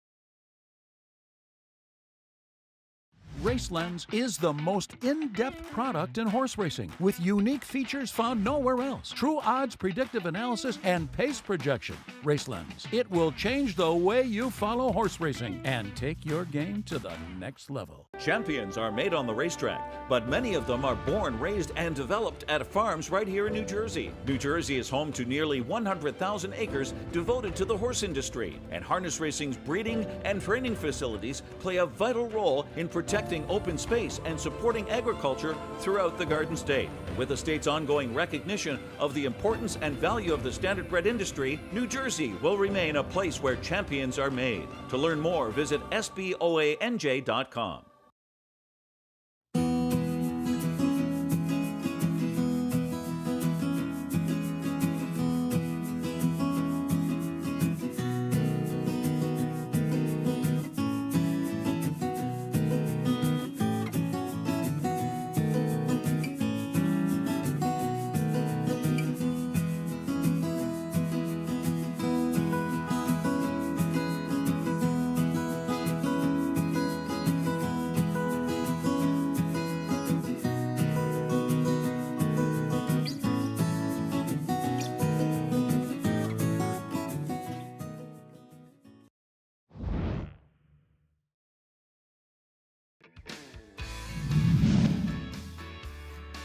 Warrawee Michelle on the outside, draw an impression. Soiree Hanover. Here comes Warrawee Michelle now to put a head in front past the 8th pole. Senorita Palema not going away, trying to rally through on the inside is Chapalonia. On the far outside coming on is Soiree Hanover. Draw an impression there too. It is a wild finish.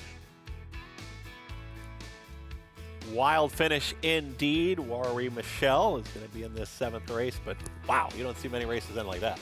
No, and what's cool about this is even when you look at a horse like Warrawee Michelle, but when you listen to the call and you hear some of the other names, you know, that were in that race, they're all running back tonight.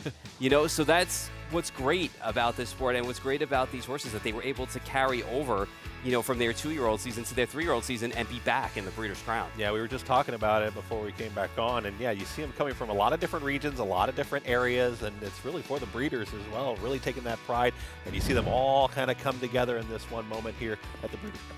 Yeah, and I think that that's super important too, which we'll touch on a little bit later on about the breeders themselves. But when you look at this list and you look at the horses that have won already, you know, and they've already won a crown, and they're going after another one. Yeah. And in some cases, they're going after 3, like in Sylvia Hanover's case. Yeah, it's almost like, you know, what else can you do, right? What else can you accomplish, because you've accomplished so much so far, but they still want to make sure that they get past these eliminations, get into the finals. And taking a look at Warrawee Michelle Oakes-Vonstead, what did you think about her going into this spot? Listen, you know, she won the Hambletonian Oaks this year, right? Yeah. So she's pretty good, you know, on her best day. And you know, even this year, I know the record's only 3 for 8, but when you win races, you know, like the Delmonica and the Hambletonian Oaks, and you take care of a New Jersey Classic Elims, you're doing something right. And those 3 wins came in a row for her. Yeah, taking a look at that exact race that you were just talking about in the Hambletonian Oaks, and you see Armelina there on the lead. It was a name that we're going to be familiar with in just a second, but you take a look at the Oaks, and what do you take from it?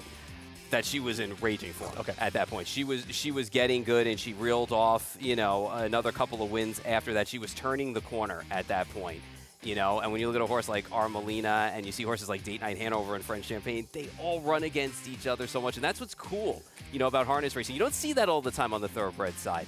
You know, here in the standard bred side, you see them race against each other quite often. And when they do that, it makes you become a fan a little bit easier, too, because you get to see these horses week in and week out or every couple of weeks, and you get the rivalries that happen. And that's what it's about, and especially when you get to this time of the year, because now the gloves are off. Yeah, we're seeing quite the discrepancy, though. You saw the Hamiltonian Oaks there, and Armelina is the one taking the action right now, currently with 30-5 at last time we saw. But Warwi Michelle has that form in there. That's 7th last time. Maybe that's what's scaring people off a little bit. It's almost a what have you done for me lately Sure. kind of thing as well sometimes, I think, too, you know, when you take a look at it from a gambling standpoint. But, you know, she's a good horse. Armelina's a good horse. Hanover's a good horse that's in here as well.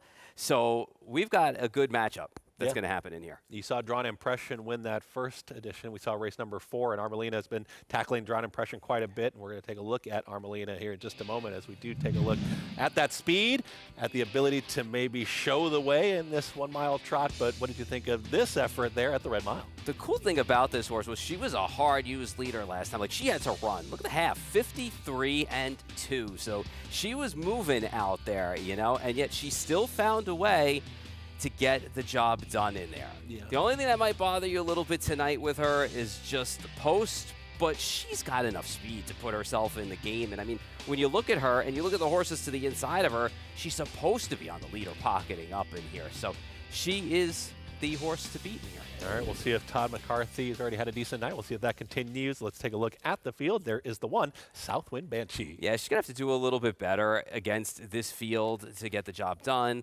She did run second, though, by a round a few starts back. Would be another $100 winner if we do see the number 1 get to the winner's circle tonight. And we're going to take a look at the 2 here in just a moment. Louis Waugh. Emoji Hanover, what did you think there? 7-1. You know what? You know, looking at her race in the the Elims race that she ran, it was a little weird race, but tonight she's got a good shot. There is the 3 Warwi Michelle. Looks fine. Yeah, she looks fine on track. You watch her carry herself. She carries herself so nice. The 4 is Paulina Hanover. Packed it in when she had the lead pretty easily. I think it's going to be a tougher spot for her tonight against this group. Trainer Tony Alanya is going to send out Sad Bird. Still Sing. Well, I'll tell you one thing. Lasix for the first time in Dexter Dunup. It never hurts a horse, that's for sure. Another big long shot there, the 6 in Tandem Hanover. Yeah, 1 for 10 this year. Win was against much easier down at Pocono. Yeah, one that you like quite a bit, right? The 7 in Soiree Hanover. Yeah, top pick for me in here. You know, caught a nice second over trip 2 back and had some nice run coming 3 wide. She could jump up with big efforts from time to time. Trip didn't work out last time for her, like though. that. 8-1 there, and 7-5 currently Armelina. Yeah, you know, like we saw in the replay. Ran super. Horse to beat in here. 7-5. Might be a little short. 2 more to the outside here. There's the 9, Allegiant. You know, it might not seem like she's the better horse in the group on one of these things, but she did win a Hambo Oaks Elim, excuse me. Yannick Gingras on the 10. 0 for 9 this year and now has post 10, so that's going to be a hard hill to climb. Nice big field here of 10. Taking a look at this 1 mile trot, and we continue on in that second leg of the pick 4. Gabe advanced, you advanced. Let's throw it out to the Meadowlands and talk to Jessica Otten and, of course, Gabe Pruitt. What do you guys think here in race 7?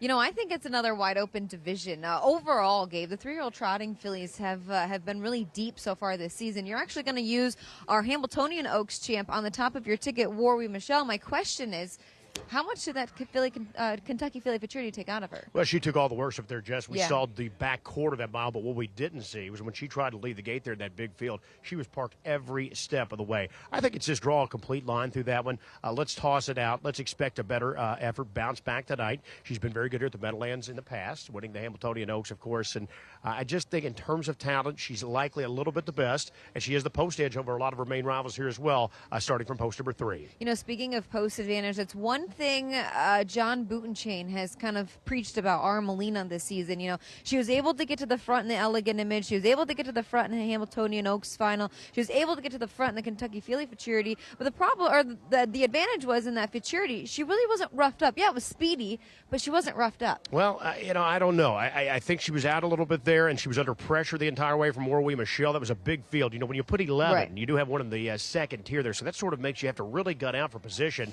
when you have a trailer to race like that. And, you know, the fractions were stiff. She's gone several big miles of late to the front end. That's my concern with her. You know, how much more can she take here? Are these miles going to start to catch up with her at some point? She could not have possibly been any better on that day in the Kentucky Field of Futurity. If she repeats that performance, she will likely win tonight. The fans are confident at 7-5. But again, I just have a little bit of doubt here that she's just been going these taxing miles, start in and start out. And from an outside post tonight, she may have to work a little bit to make the lead. She's on the screen right now. She just looks game and ready to go. She does. And again, she's in career best form. She couldn't have possibly been any better. She was off at 5-1 there. Nice little price if you took advantage in that Field of Futurity.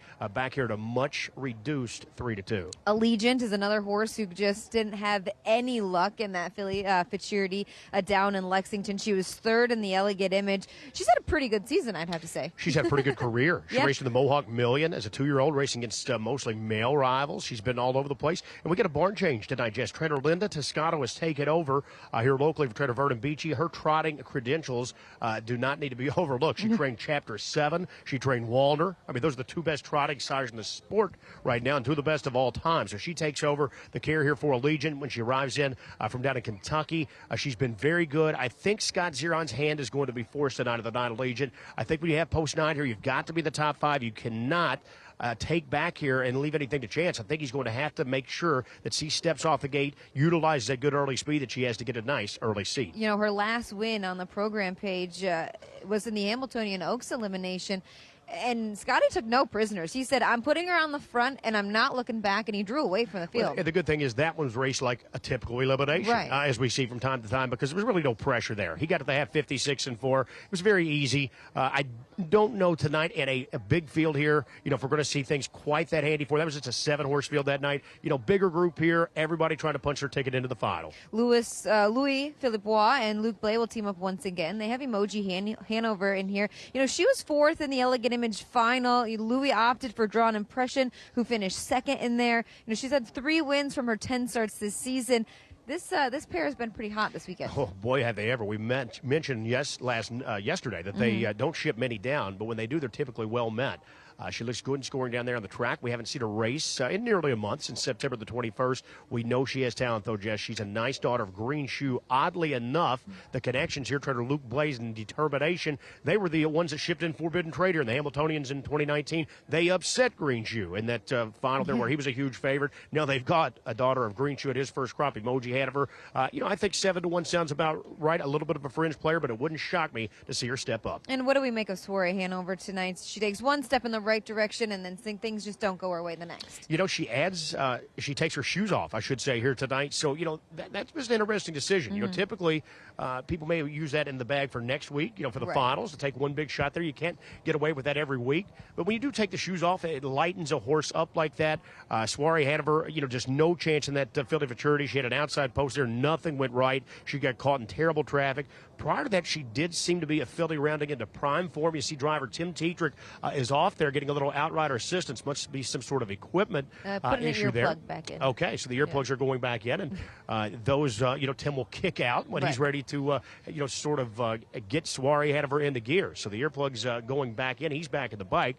But this is a filly that was second in the final last year. We talked about Worley Michelle, was last year's 2-year-old winner in the $600,000 Breeders' Crown. Well, Soiree Hanover was only beaten ahead, so it's not like that she's been right there with some good company throughout her career. Just 18 starts, nearly $750,000. You see those earplugs are back in, and it looks like she's ready to go. Double digits is awfully kind here, I think, particularly when you know if those shoes are coming off tonight. That tells me they're taking a big shot. My question about her, too, is she can be one-dimensional, though. Like, she really is pace-dependent, and she likes to, pick them up and lay them down late in the stretch. Not saying she can't do that in here. She's just really going to need things to go her way. Well, the trouble is if the 8 and 9 both leave, as I suspect, it could put her in a tough early spot far back. 3-year-old Filly Trotters. Breeders' Crown elimination up next. Ken Workington has the call.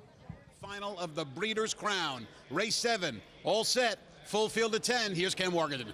It's post time. Preferred equine starting gate picks up speed for the field of 10. First 5 advance to the Breeders' Crown final. 3-year-old Filly Trotters, sponsored by Orange Farms. 6-5 on the 8 Armelina. Here they come.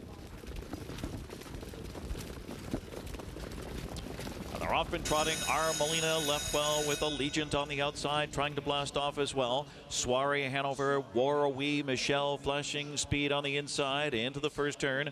Southwind Banshee to the outside. That was Emoji Hanover going on a break. So now Allegiant ranges up 5th on the outside to the quarter, followed by Paulina Hanover on the inside 6th. Then comes Sadbirds Still Sing, and then it's Tandem Hanover at the rear of the field. That one followed by Senorita Polima, and Emoji Hanover cut the rear of the field after the early miscue. 27-4. And it's Armelina on the point here for Todd McCarthy. Soiree Hanover in the second spot. Warwi Michelle tracking third. Southwind Banshee is fourth. It's Allegiant on the inside, fifth by 2, followed by Paulina Hanover. Then Sadbirds Still Sing. As they pass the half, Tandem Hanover, third to last here, Senorita Polima, and then Emoji Hanover giving way 56-1 rated half here. Armelina at 2-5. The big favorite continues to pave the way. Soiree Hanover, a 2-hole ride behind the favorite. 3/8 to go now. Warwi Michelle edges to the outside as they continue around the far turn. That's Allegiant now ranging up on the outside as Warwi Michelle stayed in.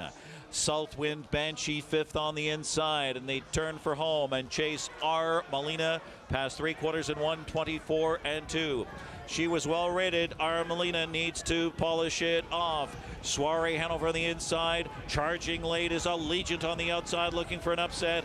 And Warwi Michelle needs to do more. It's Armelina. Armelina, Allegiant on the outside, pours it on. Armelina, Allegiant on the outside. Allegiant gets there. It's Allegiant. Armelina. Sadbirds Still Sing, and Warwi Michelle and Soiree Hanover in 1:51-3. Well, Gabe, another thrilling stretch duel there. This time it was Allegiant Armelina, the horses that drew to the outside of the gate.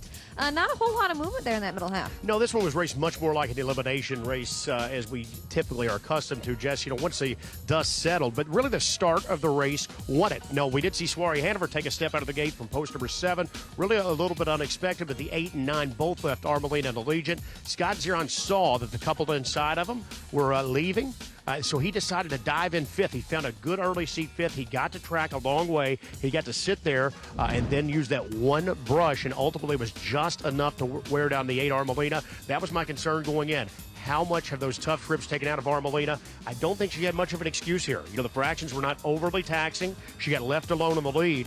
It was a good effort from Allegiant. Don't want to take anything away from her, but a little disappointing here, 2-5. Off that type of tempo, Armelina was gunned down late. Now, Allegiant, we know, likes the Big M Oval, and she seems to race well here. Maybe just not the trip I thought Scotty would give her, but definitely was strong enough to get the job done tonight. Yes, indeed. She certainly was. I'm sure the connections weren't thrilled when they saw post 9 that Scott was able to, get her in position. That's key. You just can't do it from that far back. You can't make up that type of ground. So by getting away there fifth, not too far off that tempo, it was just enough to get it done. 8-1 here at the end of the day. Jess, Allegiant, the third choice on the betting board. 151-3, Allegiant and Scotty Z head back to the winner's circle after taking the second Breeders' Crown elimination for the 3-year-old trotting fillies. Back to you guys. Thank you very much, Jessica and Gabe. They're at the Meadowlands and taking a look at the 9 and Allegiant. You advancing your pick 4, and you felt like this one did stand in with the chances. You were looking at the favorites, some that you liked, but what do you think of this effort here from Scott Zeron and the 9? She's shown she could hang with the right trip, and she got the right trip in here from Scotty Z, who's been nothing but a money man. But a few things interested me in this race. Warwi Michelle staying in and Soiree Hanover being much closer to the pace than normal. But I think Allegiant sets herself up well now for next week, and Armelina's got a few questions to answer because that was a nice, well-rated half and just didn't finish it off. We will definitely see those questions answered next week when we find out what happens in those finals. But there is Allegiant, Scott Zeron. They pick up the victory at that nice price of 8-1. We're going to take a quick break. We'll talk more about plenty of the racing action still to come here on America's Day at the Races and Breeders' Crown Eliminations.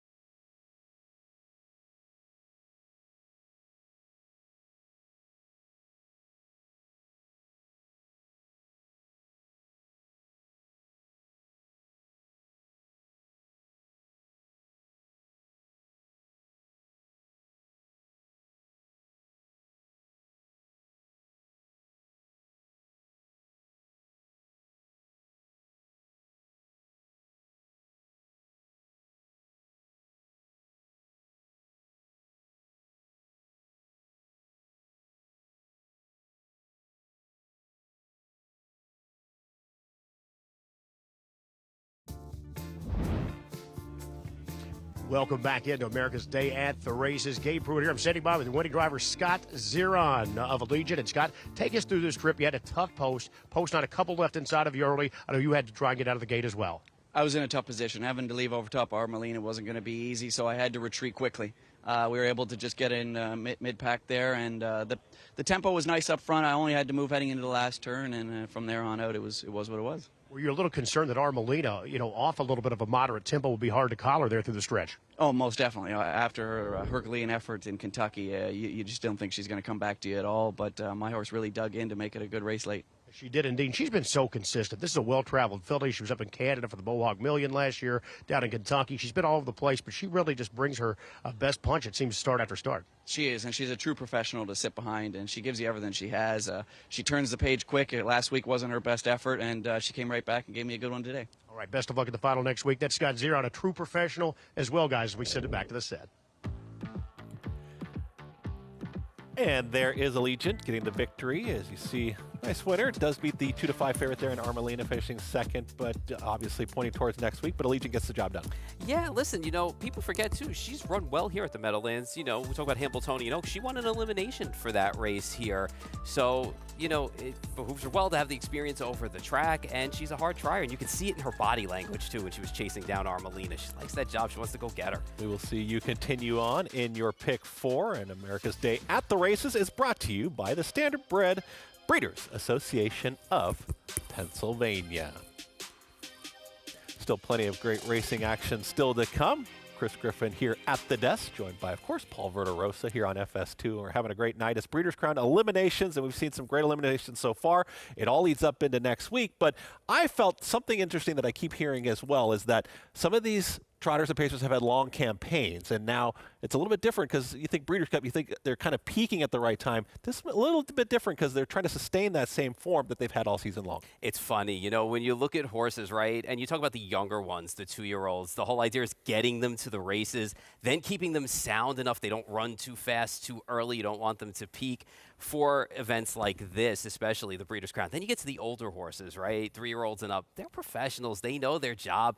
They've been around the block. Some of them have been here before. Some of them have won crowns. And I think it's all about placement. I think about it's what races you shoot for during the year and how tough those fields were, how rough some of those Elims were for you. And I think a little bit of freshness helps sometimes. And that's why you'll see them take a few weeks off. They'll get a qualifier into them, just something light to get them a little bit tighter to get ready. All right, we'll see what happens as we continue on. Still plenty of racing to come. And we get to the Breeders' Crown eliminating open pace. And we've got a field of 8 in there. And by the missile, we're going to go to the outside. We've seen the outside post be just fine tonight, as we've seen a couple winners now from way out there. But by the missile, Yannick Gingras will be driving. Yeah, well, I got news for you. The outside post really doesn't matter to By the Missile because last time out, By the Missile just romped from a 10-hole. I was completely wrong about this horse. We will see if I am right or wrong this time about him tonight. Yeah, you've been right so far. You got through 2 legs of that pick 4, so we'll see if that continues on. Rooting for you. Lunch depends on it. This is a very big ticket that you got to hit. I was just going to say, we're halfway to a lunch. I was actually going to say that, but I didn't want to jinx anything. Always nice to be the favorite in that second leg. We'll see what happens in that continued sequence. But when we talk about Twinbee Joe Fresh, who's going to be in race number 11, but we talk about this elimination, we've talked about the top 5 in each elimination advancing. We've talked about how important it is to get the victory, of course, because then you're going to be towards the inside, 1 through 6 in the finals. We saw race number 8, or we're going to see race number 8, and then that'll lead into race number 10. Which one do we think is stronger, Paul? I'm going to ask. Looking at it from a handicapping standpoint, I really think that race number 10 is going to give you a little bit more value for your buck. I think in here is probably the more deeper as far as like a By the Missile goes for a shorter price and better horses. But I think your bang for your buck's coming in race 10. All right, we'll see what ends up happening. And there is By the Missile. He looks ready to rock and roll. He's going to have that outside. He's going to have Yannick Gingras, trained by Ron Burke. Very familiar names. We'll see if the favorite and the champ is back.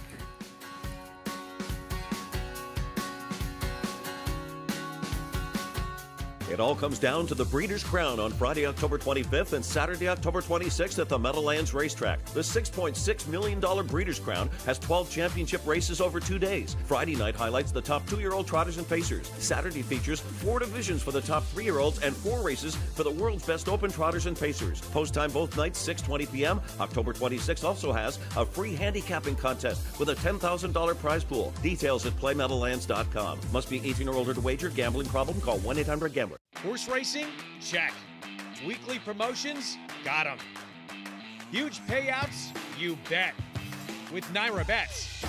Download the app today and bet on any track, anywhere, anytime with live HD horse races, betting tips and tutorials, expert picks, and more. You bet with Naira Bets. Join now for a new member bonus at NairaBets.com. Aliraj Farms, more than 3 decades of trendsetting and modern trotting. The birthplace of millionaires Fern, Muscles Marinera, Whiskey Tax, and Dewey Color in the Line. Aliraj Farms is home to broodmares such as Ice Attraction, Lucky Ava, Non-Stick, and 7 Times a Lady. Check out their lineup of 21 yearlings by sires such as Muscle Hill, Walner, Chimpanzee, Chapter 7, and the first crop of Captain Corey's selling this fall in Lexington. Find them online at alirajfarm.com or on Facebook. Racetrack Television Network brings you every race, from every track, on every screen, every day. With monthly packages starting as low as $5, RTN gives you great value and access to more live HD streaming and race replays than anyone. Visit RTN.tv today to sign up and watch on almost any device, including Roku and Amazon Fire. RTN has packages that start at $5 per month.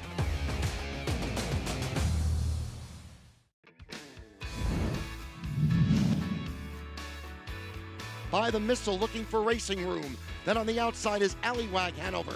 On the far outside trying to move up is a Buck of Bet Hanover. It is still Tattoo Artist holding onto this lead tenaciously. By the Missile between horses now comes on. It's By the Missile. By the Missile has won it. There is the defending champ, 2023 Breeders' Crown Open Pace.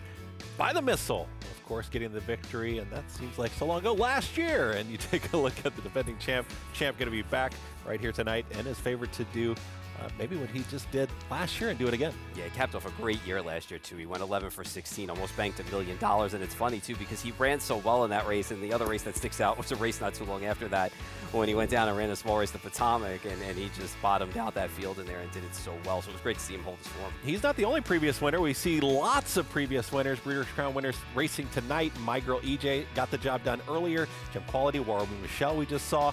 By the Missile is going to be up next. Yeah, and we'll see if he can replicate that form. You know, it took him a little while this year to get back to the races, but boy, last time out, he put in a stellar effort. 38 lifetime starts, 26 wins, 4 seconds. I mean, those are absolute rock star numbers, but you do take a look at the 5 starts, that 1 victory here in 2024. Yeah, you know, I mean, listen, you could tell last time out they had such intent with him because they revved him up from the start and used his speed, so you could tell he was back. All right, we'll see what happens there with By the Missile, and we'll find out exactly what By the Missile may end up doing here tonight. Gabe Pruitt with trainer Ron Burke.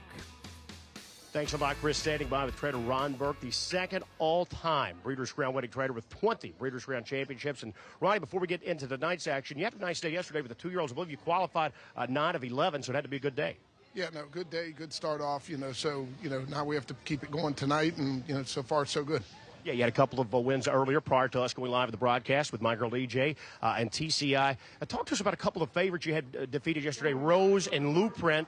They both lost, but they did get into the final. What sort of changes will you make in such a short period of time with the big money on the line next week? Blueprint, we got to drive different. We need to be more aggressive. We were a little too unaggressive. Rose, it's a mystery, total mystery. We'll get her blood back. We'll figure it out, but something had to go wrong. That's not her. She's very consistent, very willing. That just ain't, it's not her. We'll figure it out.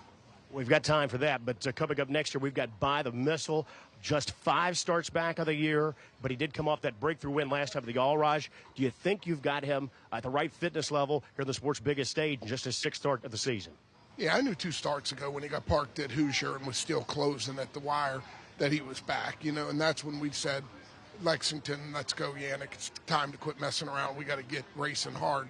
So we just put him on the front and let him go get him. So, I think from here, it's all system goes for the rest of the year.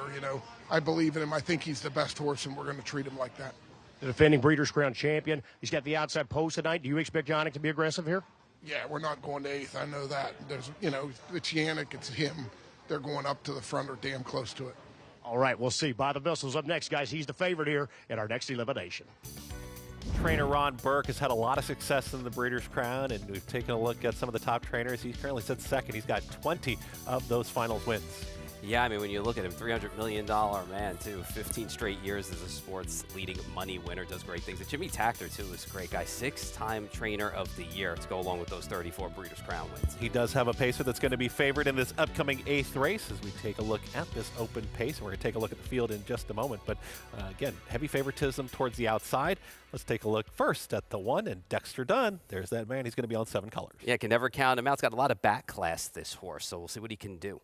The number 2 is going to be James McDonald driving, Coach Stefanos. He's 2 for 17 this year, and he struggled when he's faced some of the better horses in here. It's a complete no-show, though, a 2-5, 2 back trying to close. And he ran into Little Rocket Man last time out, who was a bit of a beast if you've watched some of our shows. Yeah, some even, just kind of even finishes. You do see those 4th place finishes the last 3 starts, so we'll see if he does pick it up. The number 3 is Please Let Me Know. Got that sweet inside trip fully upset against Ruthless Hanover, looking to do it again from a hot barn in Travis Alexander. The 4 is It's My Show, 6-1. Why are we winning this one? I feel like he's been a little unlucky in some races over the summer. Then he ran into Little Rocket Man a few times on his home ground. I just want a clean, uneventful trip, and maybe he'll put in a big effort. You'll get that 6-1. I like that. The 5, Vukafalis. Got himself back to the Vukafalis of old, and then he kind of threw in a clunker, so maybe they use a little bit more speed today. Talk about the 6. Duncan, I can go for a coffee or a donut, right? Charlie May is the 7-7-1. Oh, my pet. I love Charlie May, and I always love to see him run well. I hope he does well today. And we've talked about the 8 by the Missile, and the odds say he's going to get the job done. Yeah, and like trainer Ron Burke said, his weapon is his speed, and they're just going to go with him tonight, and you'll probably see him on the front end at some point early on. All right, we'll see if that move does pay off. We've seen those mid-race moves. Who's going to make the mid-race move if you were to project anything? If I'm looking at it, I'm thinking probably It's My Show or 7 colors. All right, we'll find out what's going to end up happening here when we do watch that race flow. I think we're going to send it to Jess and Gabe. I think we're sending it to them out there at the Meadowlands. No, we're going to talk about Naira Bets. Of course, it's brought to you in part by Naira Bets. You can bet any track, anywhere, anytime. Visit NairaBets.com or download the Naira Bets app to get started. You can hit that promo code, CUP25.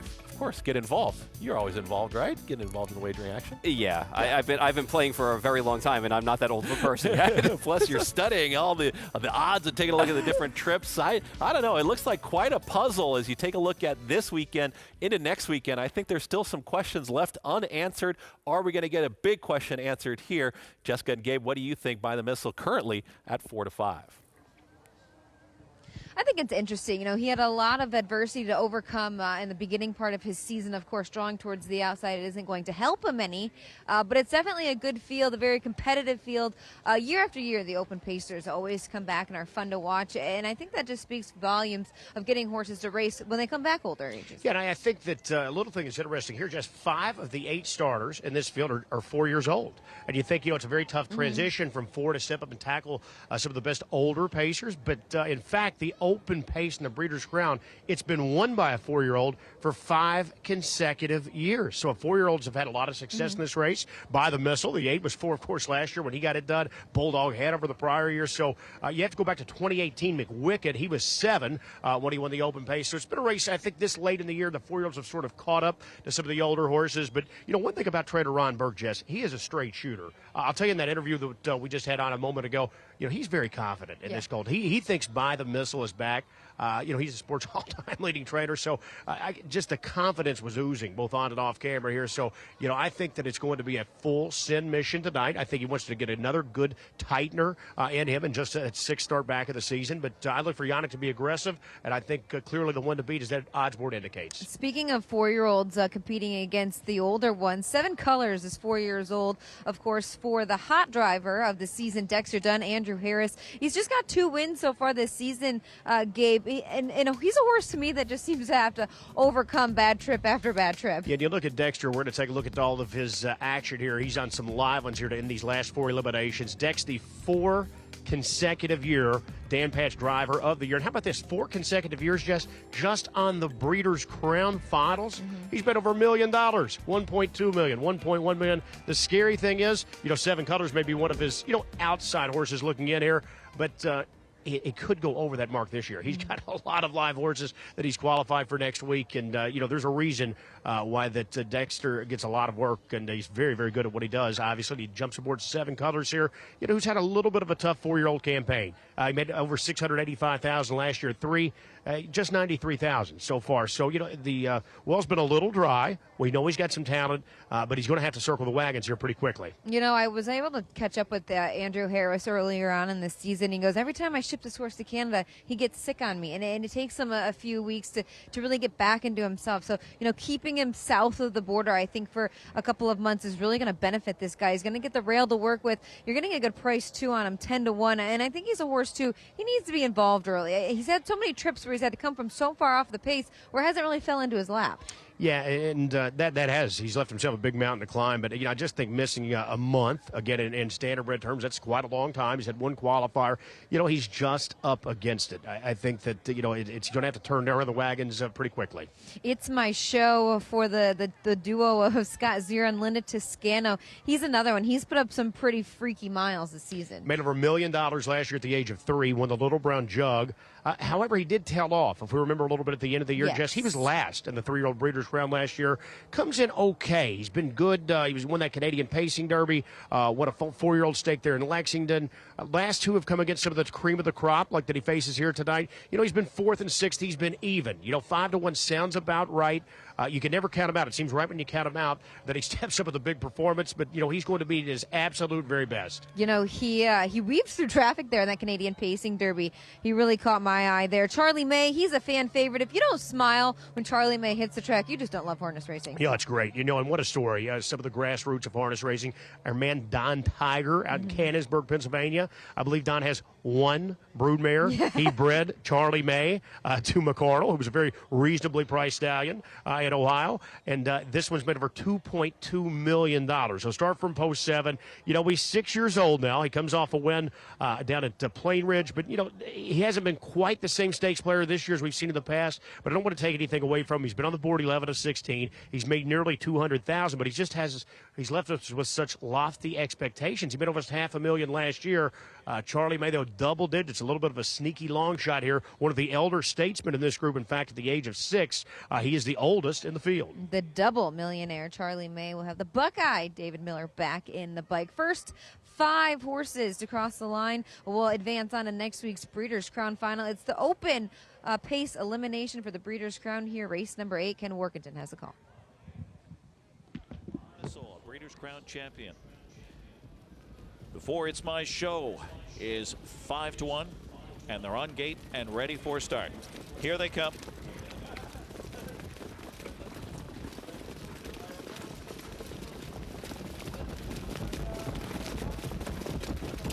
They're off. Charlie May on the outside, flashing early speed. It's My Show shoots out and goes for the lead. Coach Stefanos on the inside with 7 Colors cutting the corner into the first turn. It's My Show, 7 Colors, and Vukafalis right there on the outside. He's going for the lead, and so is Charlie May on the move up 4th on the outside, along with By the Missile, and they mix it up early. Early shuffle for Coach Stefanos on the inside. Then Please Let Me Know, and Duncan is the early trailer.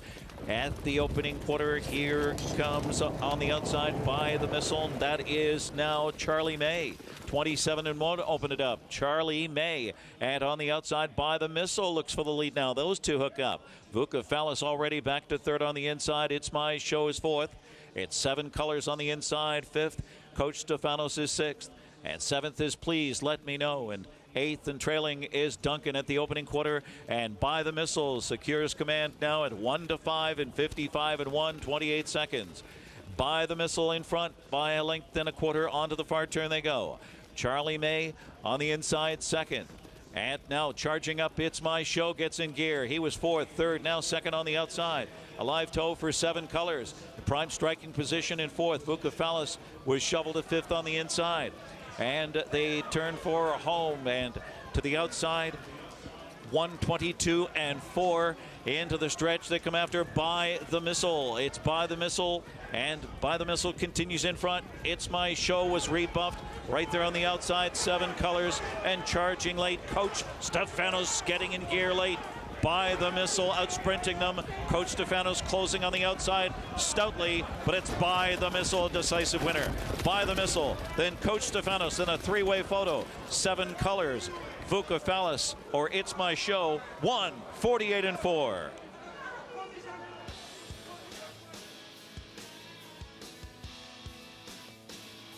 Saw By the Missile get the victory, and you saw trainer Ron Burke, talked to him before, confidently through the lane, and it just really seemed like he had it. Not the whole way, but once he took command, it was over. I will say this, I think they thought they were going to get the lead a little bit easier than they actually got it, because he was roughed up for a bit until he made the top, because who thought that Charlie May was going to leave? I mean, Vukafalis has shown some speed before. They mixed it up pretty early out there. Even It's My Show left for position, and then they got shuffled back to 4th. But in the end, the class showed By the Missile seems like he's back, and Coach Stefanos with a nice late run as the pace collapsed for 2nd. I thought that was a pretty impressive victory right there. Gabe, Jessica, what did you guys think? Was By the Missile as impressive as my eyes told me?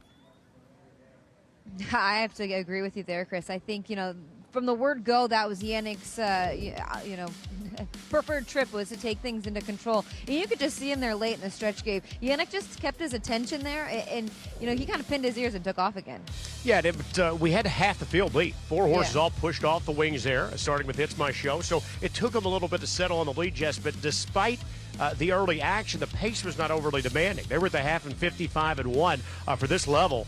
That's very moderate. So he paced a back half here, 53-3. When you're on the lead and you can pace a back half 53-3, I can tell you, you're not going to get caught. That is where By the Missile found himself tonight. We see why trainer Ron Burke was so confident. Now 2 in a row for By the Missile. He's been superb throughout his career. Now 27 of 39 and well over $2.3 million. I think he's going to be our likely favorite. And how about the runner-up performance? We talk about that quick back half. That's not easy to close into. Coach Stefanos, the pride of Indiana, rallied there for driver James McDonald to make it close here in the late stages. That was a very big effort and a big step up. There was a big step up. Definitely have to agree with you there. And those 3 horses behind him as well, 7 Colors and Vukafalis, they both closed extremely well. Yeah, 7 Colors, Dex had him in the right spot there, second over. Just not able to really fire to keep close with the others. It's My Show hung around there, I think, and raced well. So, I think far and away the 2 best stars out of this race were the top 2 finishers. I think the others are glad they are obviously going to make for the big money next week, but they are really going to have to step up if they're going to make up that type of margin on a horse like By the Missile. By the Missile's going to look to go back-to-back in the Breeders' Crown next weekend. We'll send it back to you guys. The champ is back indeed. Look like By the Missile going to be very well set up for next week. And taking a look at that race, but Twin B Joe Fresh is still the top story. We saw that open pace, the open mares. Twin B Joe Fresh could be the most dominant standardbred in the country. We'll find out when we come back on America's Day of the Races.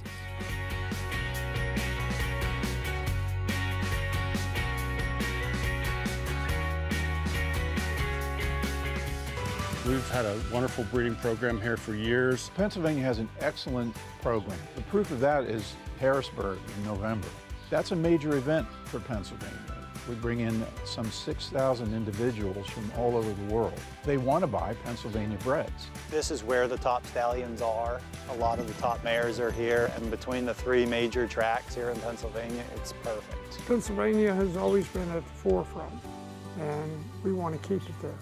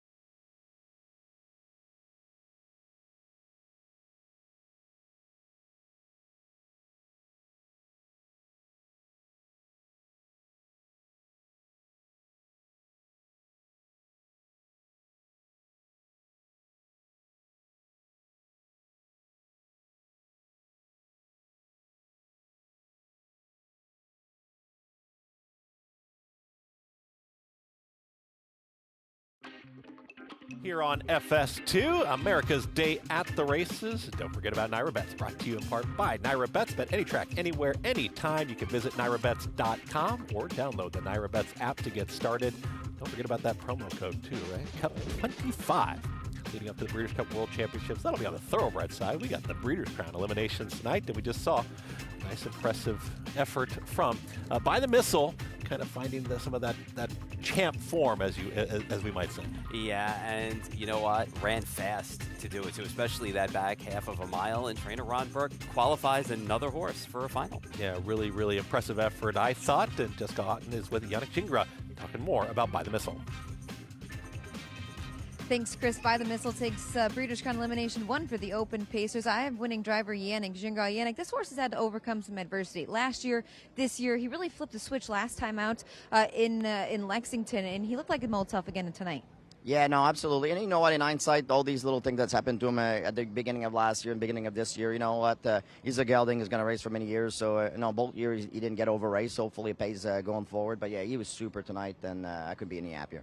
He's fresh coming into the big races. Absolutely. Middle of the summer, the other ones were going hard at it, and I was like, if mine can come back, maybe we can get the late money, and it looks like he has. Let's talk about the trip tonight. I think 4 others had the same plan as you did to leave out of the gate. Yeah, it was quite a few lever going to the first turn, but he slowed. The brakes went on pretty quickly, So I was behind David, and I knew I was going to be able to make a pretty easy lead, for this class. So I took my chance. James was closing in a bit there, but there was no worries with him. No, halfway on the stretch, I kicked the plug just to be safe, but he kicked into another gear, and he was on idle finishing. Nice job. Best of luck the rest of the way. Thank you very much. By the Missile takes Open Breeders' Crown Pace elimination number 1. Back to you guys. Still one more to go in race number 10. By the Missile, getting the job done. Yannick Gingras, and we've talked about during the show, we've talked about horses kind of with those longer campaigns, but is By the Missile kind of peaking at the right time, really kind of coming into this well? Certainly seems like it. He hasn't had many starts this year, got a late start, and it just seems like his last couple have been way major steps in the right direction. He's going to be the favorite next week. Yeah, trainer Ron Burke, you talked about the finals wins. He had 20. He's going to be looking for another one with the defending champ By the Missile, getting it done at 1-5. Short price, Coach Stefanos with that late close. He's the 4-year-old. Kind of interesting point there from Gabe about the 4-year-olds winning this race. Yeah, and listen, I think, when you look at Coach Stefanos, he got some pace to close into, and it actually collapsed for him, and he got the job done. And 7 Colors, I thought, ran well with some backlash that he has. Still one elimination left. That'll be in race number 10. But first, we got race number 9, and we've got the 3-year-old Colton Geldings in this trot, and a very familiar name, and we saw Nijinsky kind of find that prior form. Yannick Gingras is going to be right back there driving.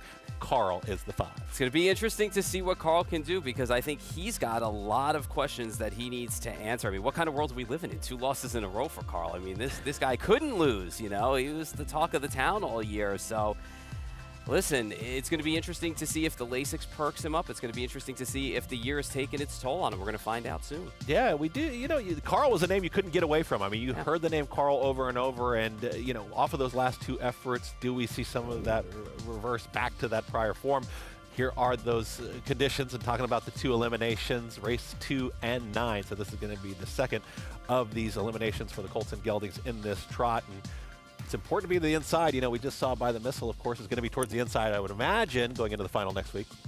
Yeah, and when you take a look back at the elimination we had earlier too, there were some good names in there too. So it's not like this is a bum division. Yeah, we'll see what happened in that second race. That was earlier this evening at the Meadowlands. Of course, we just saw, or we're going to see Carl try to get in, but here is that second race. And you talk about that effort. Bella's Muscle Hill. What did you think of this effort? And talking about that second race. For race number 2, I thought it was TCI that went. Yeah, wire it was to wire TCI, wasn't it? Yeah. Guys, I don't know if we have the right replay. TCI. I think TCI was the winner of race number 2. We'll talk about TCI. We'll talk about TCI anyway. Sure. So, I mean, listen, when you look at a horse like TCI finally found that form, that was kind of eluding him a little bit. So, and that was a solid effort for a horse in TCI that went wire to wire. Yeah. And I think it was a good effort for him. That's okay. I think it was a good effort for him. And when you look at a horse like Secret Agent Man, who kind of ran second around the track, and a horse like Security Protected ran third, there wasn't much movement in that race. And we saw it in some of the Elims tonight. It's either been craziness or no movement at all. And that Elim did not have any movement in it. But TCI, solid horse, has always had good form, kind of got off it a little bit. now went wire to wire. Yeah, TCI, we did see that effort. That was when we were sitting right next to each other. We were talking about it. Didn't look like anybody really went. Yeah, right? nobody They really kinda- went. Okay, Yeah. trainer Ron Burke will be looking with TCI to get back to that prior form as well, get back in the winner's circle, and taking a look at Carl. There's There Carl. he is.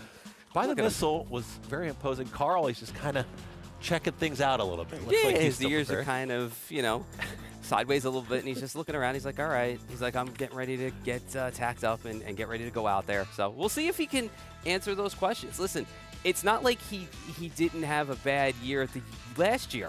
Do you know what I'm saying? So Yeah. he's had a good body of form. Now it's just a question of whether or not he can regain it or he's just lost it. Yeah, last 4 starts, it says what? He's still earned about over $200,000. So, I mean, he's still done okay. He's still running some pretty strong races, or still trotting some pretty strong races. Man, I wasn't going to do it, but I ended up doing it. That's all right. We're going to come back here after a break, and we'll see if Carl can get back on track here when we return on America's Day at the Races.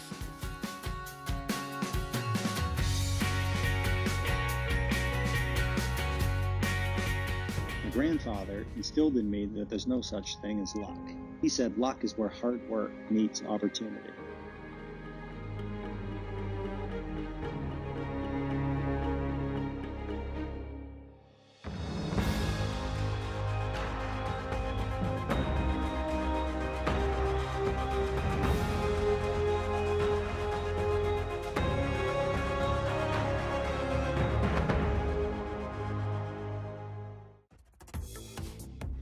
The future is bright in Ohio.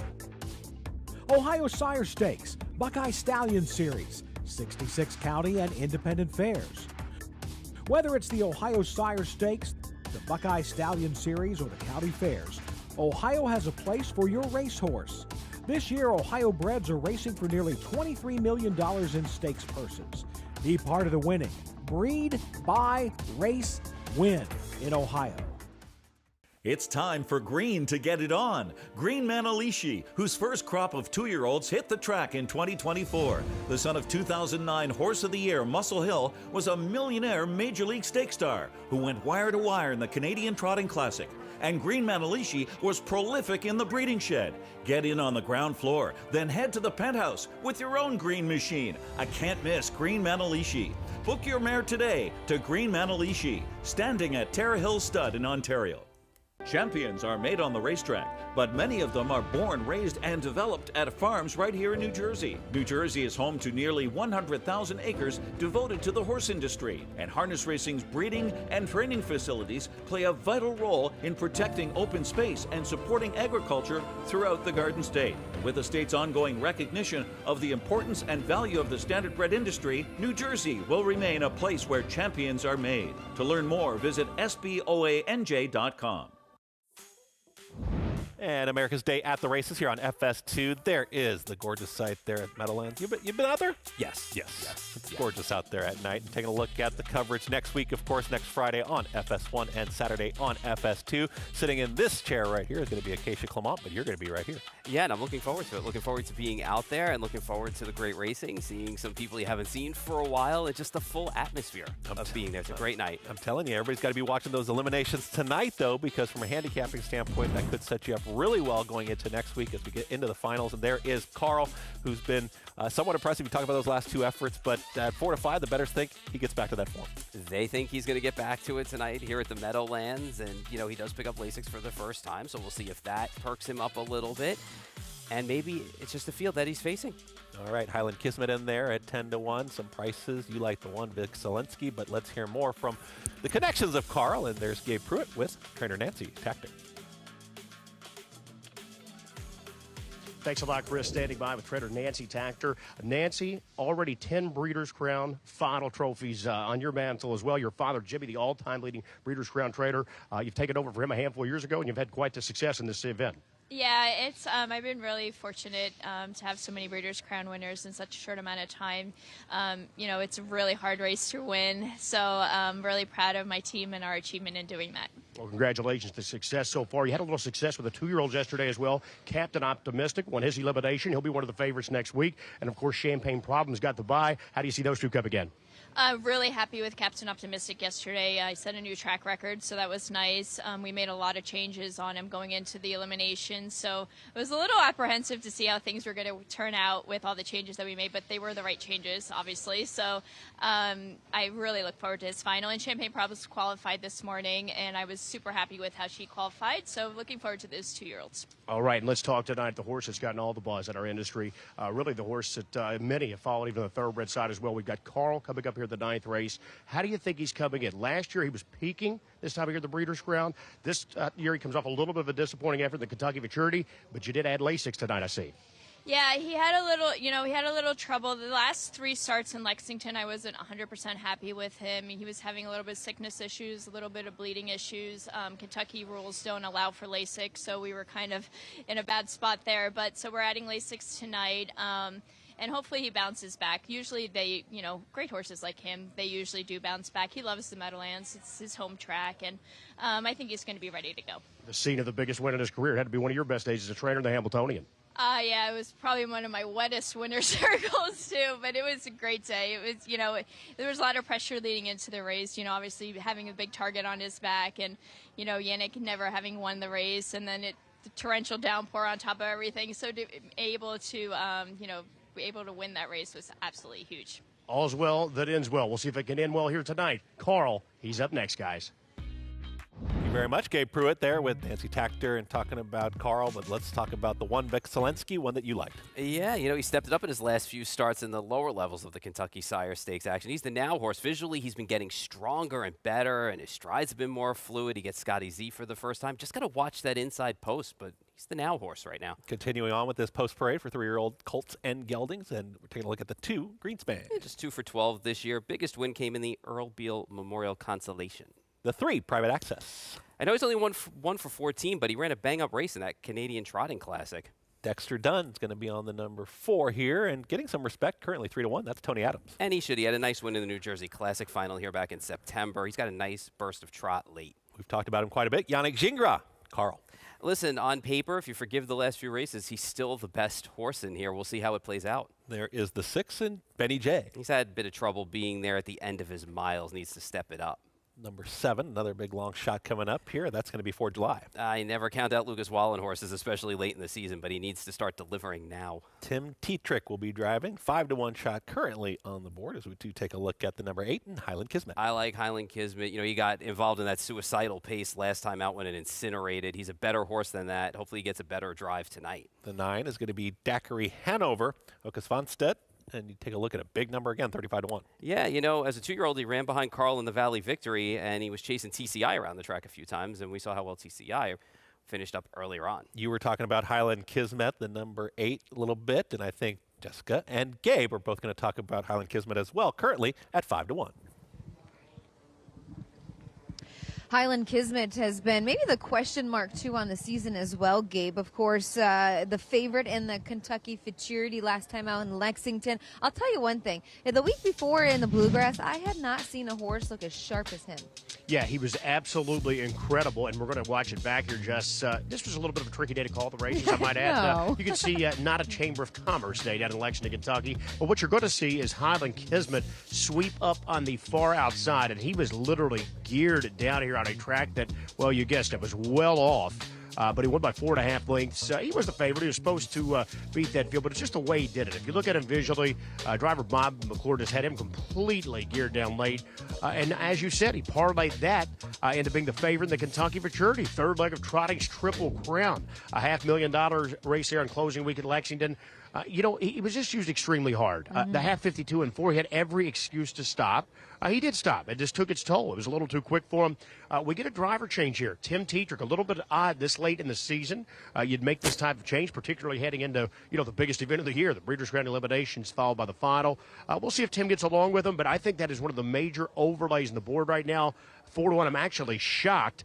9-5 in the morning line. That is a huge overlay if it holds. You do see this horse also. He was unraced at the age of 2. So hats off to Mark Etzel and Bobby McClure, who's been his regular pilot, for educating him and getting him as far as, he's come. He's had plenty of issues. We've seen him, he doesn't always like to go up to the gate. He's a little skittish of the gate. They've, tinkered with his equipment all around. So hats off to the connections and getting a horse who was probably in a non-winners of 1 maiden in the beginning of the season all the way to the Breeders' Crown. Crown. Yeah, and oddly enough, one of his best career races was on Hambletonian Day. Yeah. Here in the slop as well, and that's where he came first up. He battled. He tried to fight Carl off. Ultimately came in just a little bit short, but that was a big-time effort. So we know the talent's there. As you said, he can be a little tricky at times. They've tinkered with equipment. They added the trotting hobbles back for that Kentucky Futurity final. He'll wear them tonight as well. Dexter Dunn aboard Tony Adams. We had mentioned this earlier. This was his choice in here over Vic Zelensky, who's got the rail. I guess you just have to forgive that start in the Futurity. You do. He got in that battle with Highland Kismet. In fact, those two just tortured each other into submission,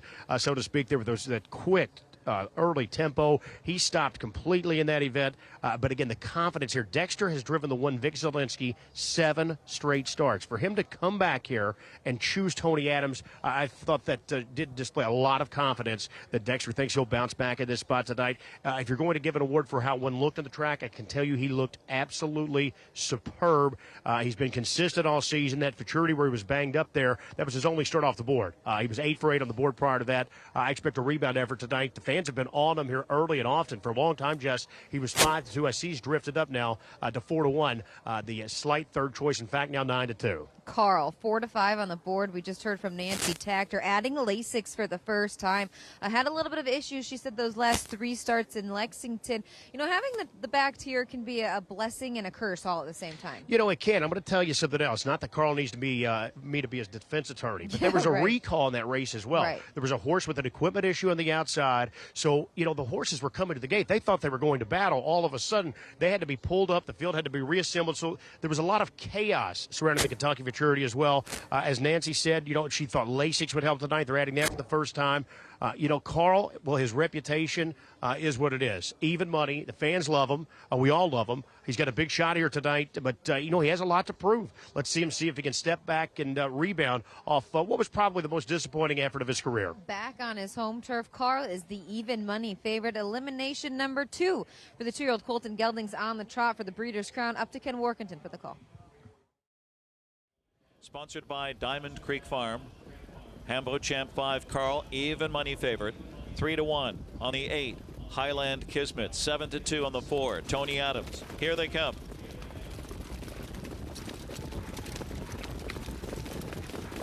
Three-year-olds off and trotting Private Access and Tony Adams away together. Tony Adams and Private Access duking it out early here.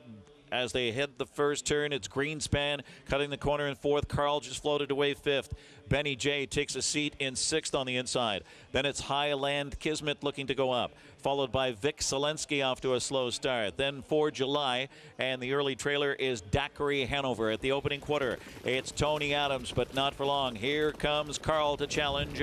Private Access 3rd. A crisp opening quarter of 27 flat across the backstretch. Greenspan 4th on the inside. Benny J is next in line 5th. Gap of 2 lengths there to Highland Kismet, followed by Vic Zelensky on the inside in 4 July and Daiquiri Hanover. And the Hambletonian winner, Carl, has taken over. It's Carl in front for Jingra. Looking for a breather here, it's Tony Adams in the 2nd spot. Private Access on the inside 3rd. Going on a break there was Vic Zelensky. 55-2 was the rated half. Uncovered now. Highland Kismet gets in gear. 4th, 3rd, and gaining a live toe for Benny J on the outside 5th. On the inside, Greenspan is 6th. A late move on the outside, and getting back involved on the outside is 4 July, but he's got a long way to come. And then it's Daiquiri Hanover over by 3/4, and Carl has company as it's Highland Kismet on the outside taking it to him. Tony Adams needs to shake loose from the pocket spot. 1:23-2 for 3/4. Highland Kismet with a big effort. Carl on the inside is digging and trying to fend him off. Highland Kismet and Carl slugging it out. Crying out for room is Tony Adams, flying late. Daiquiri Hanover is closing along with Greenspan. Daiquiri Hanover, monumental upset over Greenspan, then close Tony Adams or Private Access. Daiquiri Hanover 75-1 in 151-3. Well, Gabe, I don't think there's any other word to use than wow. It's incredible. I'm just not so sure the front end has been playing that great tonight. We've seen several horses get collared here in deep stretch. It's been a little bit of an odd evening. This is the second horse, Jess, in my immediate recall here that is close from last, from worst to first, that swept the field. Just incredible. Zachary Hanover had all the late turn of foot there. Lightly raced set of bar hopping that I believe almost everyone would have overlooked in this spot. It was only his 5th start back in the year. It was only his 10th start overall. He had made a couple 100,000, but, really had been a bit of a fringe player on the national stakes scene. But big win here. He's banked tonight. He has not raced since July the 27th, so obviously something's been a little bit amiss. He had one qualifier under his belt, 75-1, and in my opinion, he looked the part. Over a 60-1 shot in Greenspan, closing well with David Miller. As you can see, they did post the inquiry sign as Timmy T ended up going off stride. And Carl there as well. Tony Adams, he was loaded, nowhere to go. He really was. Look at him there. Tony Adams was very good there in this race. She Dexter Dunn was just had a handful behind him. A Private Access was a horse in a little bit of traffic trouble. This race really developed about as we thought. Carl went to the front. Highland Kissman come up to apply the pressure. It was just the late stages where things got a bit wild there, and the race really fell apart here in the final 20 to 30 yards, which allowed for those two bombers to go by in the late stages. So we'll let the judges clean up the business here in terms of the inquiry. But a shocker, to say the least. Yeah, a shocker indeed. Breeders' Crown elimination action has been very exciting thus far, Gabe, with a couple left to go. 151-3, Aki Sponstead, trainee here. He was aboard for the win, and Daiquiri Hanover, they come back to the winner's circle for Breeders' Crown elimination number 2 for the 3-year-old colt and gelding trotters. Taking a look at the replay of this race, and wow, things really changed complexion. And I'm kind of interested to know, knowing the rules of standardbred racing, and take a look at the trot, because with Highland Kismet breaking stride, they're late, right? Carl did he end up 6th? Yes. But now he would be moved up into the 5th, right? In the eliminations? This is going to be very interesting to see what happens here with the judges. I just can't believe how quickly that this, and I said it to you in mid-stretch when we were watching the race, this race is going to come apart, and it did. And when you look at the horses that came, though, I was not expecting Daiquiri Hanover, even though we said that Daiquiri Hanover did finish, as a 2-year-old behind Carl in the Valley Victory and chased TCI around the track a few times. But, that was an effort I just did not expect from that horse. And even Greenspan, too. I thought Greenspan ran really well, and he does have a tendency to outrun his odds. Well, he did it again here. Yeah, this style here, these outside numbers, we've seen the outside post do very, very well, and we'll see if that trend does continue. That'll be good for Twin B Joe Fresh a little bit later on from that far outside, but I believe we're going to take another quick break here coming up, as we've got some great racing action still to come. You see another big long shot. Daiquiri Hanover had a huge number. More when we come back on America's Day at the Races.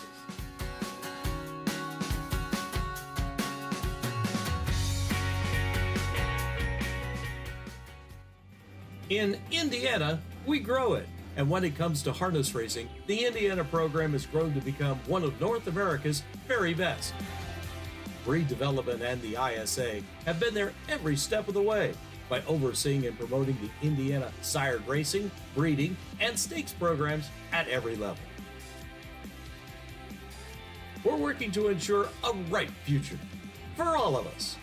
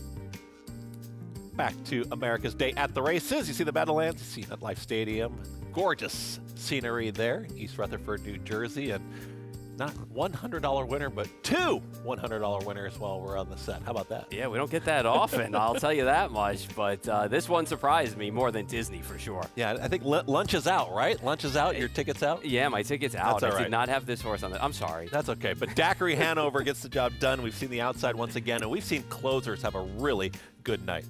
Yeah, it's been very interesting that the front end just has not been the place to be, and we've had some races where the halves have been rated pretty well too, and they just have not been able to finish them off. And there's John Campbell handing out a piece of hardware. August Fonstead right there.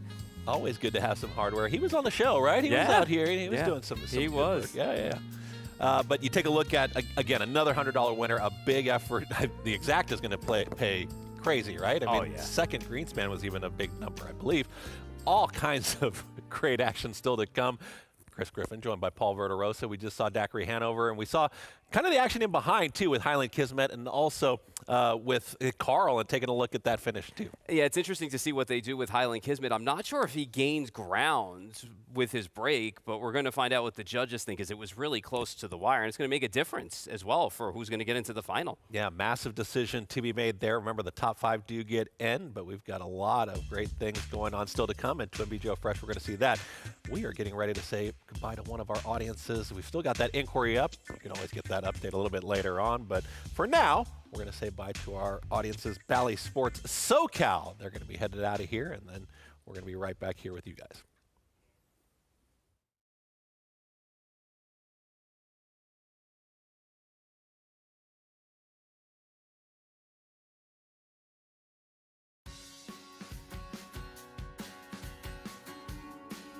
America's Day at the Races, right here on FS2. Taking a look at the great racing action, some pacing, some trots. It's all going on, and we just saw another big long shot get the job done in Daiquiri Hanover, a huge number, and Jessica Otten, Gabe Pruitt. They are on site there in East Rutherford, New Jersey, right at the MetLife Stadium at Meadowlands, and they're going to have more of that great coverage. But Paul Verderosa, I mean, what can you say? We've seen the speed not hold up. We've seen them come from way out of it and bombs away lately. And now we saw a 79-1 shot over 63-1 shot going 1-2. So crazy things are happening in some of these Elims tonight. Yeah, there really are some crazy things happening. Gabe Pruitt, what's going on out there at Meadowlands? $200 winners, all kinds of great racing action, and that's just the eliminations. What's going to happen in the finals next week as well?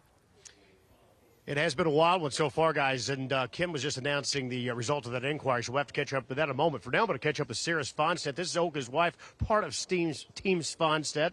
And Sarah, 75-1, did this upset shock you as much as it did the rest of us? Sure did. I mean, this horse has been showing so much potential, but he has been hustling with a bad angle, and we finally find the chip in him after Hambo, so he had surgery down, and he has just come back more and more for each week when we train. So we said, let's give it a shot, and one of the co-owner from Europe takes the dog. He's like, what was the plan to go in British Crown? So congrats, guys. Yeah, that was a big win. There's no question. When you did the surgery, I'm assuming that was after his last start in late July. So how long did he have to get off to recover before he was back in training? It's not that big of a deal to do it. He was off like 3 weeks, and they have been like not that hard to get him back. He was in shape when he did the surgery. So, I mean, I'm just so thrilled. Yes, and congratulations. And what were you thinking when the race was taking place? Obviously, he had been off a long time. He had a tough post tonight. Oka took back. You had to be thrilled just to try and get in the final, much less win. Yeah, I was standing. I had to change my lucky spot because it hasn't been a very good night. So I barely didn't see the race, and the groom was jumping, and I was like, did he win? So that was awesome. And Tony had a lot of traffic issues, but made it too. So I'm excited for next Saturday. Sarah, I know Jiggy Jog has decided, you guys decided to retire her. She was the number 2 rated horse in the sport. What can we expect next from her? Is she ready to move on in her next career as a broodmare? She's been such a champion on the track, earning well over $2 million. Yes, she is going to be a broodmare now. The injury wasn't bad, but it can be bad if we keep racing her, and she doesn't owe us one thing, and I'm happy that she's ending on the good side, and I'm going to miss her to death. We are going to miss her on the track. She's been a pleasure to watch. We look forward to Jiggy Jog's Foles guys coming up down the road. But that's the story of here. A bomber, Daiquiri Hanover, takes the 3-year-old colt elimination. Thanks so much, Gabe, as we have that. Wow, look at that big number. Huge exacta for $1,300. I mean, big returns everywhere, big balloons, but that's what happens in an elimination night. Yeah, especially when the pace collapses. And I mean, ran a great race. You came from last at the end of the day and swept by the field. How about that? Talking about changing the lucky spot. She said we weren't having any luck over there. Change the lucky spot, and then an almost 80-to-1 shot gets home. I think you found the lucky spot. I got to run over there. I got to make sure I stand in that lucky spot as well. We'll see what Daiquiri Hanover does moving forward. We'll find out what happened in that inquiry. We still got a couple more eliminations to talk about when we do come back from Be Joe Fresh. We're getting closer and closer, but a buck a bet Hanover is going to be coming up in this 10th race coming up. That second open pace elimination when we come back. The other side here on America's Day at the Races. Champions are made on the racetrack, but many of them are born, raised, and developed at farms right here in New Jersey. New Jersey is home to nearly 100,000 acres devoted to the horse industry, and harness racing's breeding and training facilities play a vital role in protecting open space and supporting agriculture throughout the Garden State. With the state's ongoing recognition of the importance and value of the standardbred industry, New Jersey will remain a place where champions are made. To learn more, visit sboanj.com.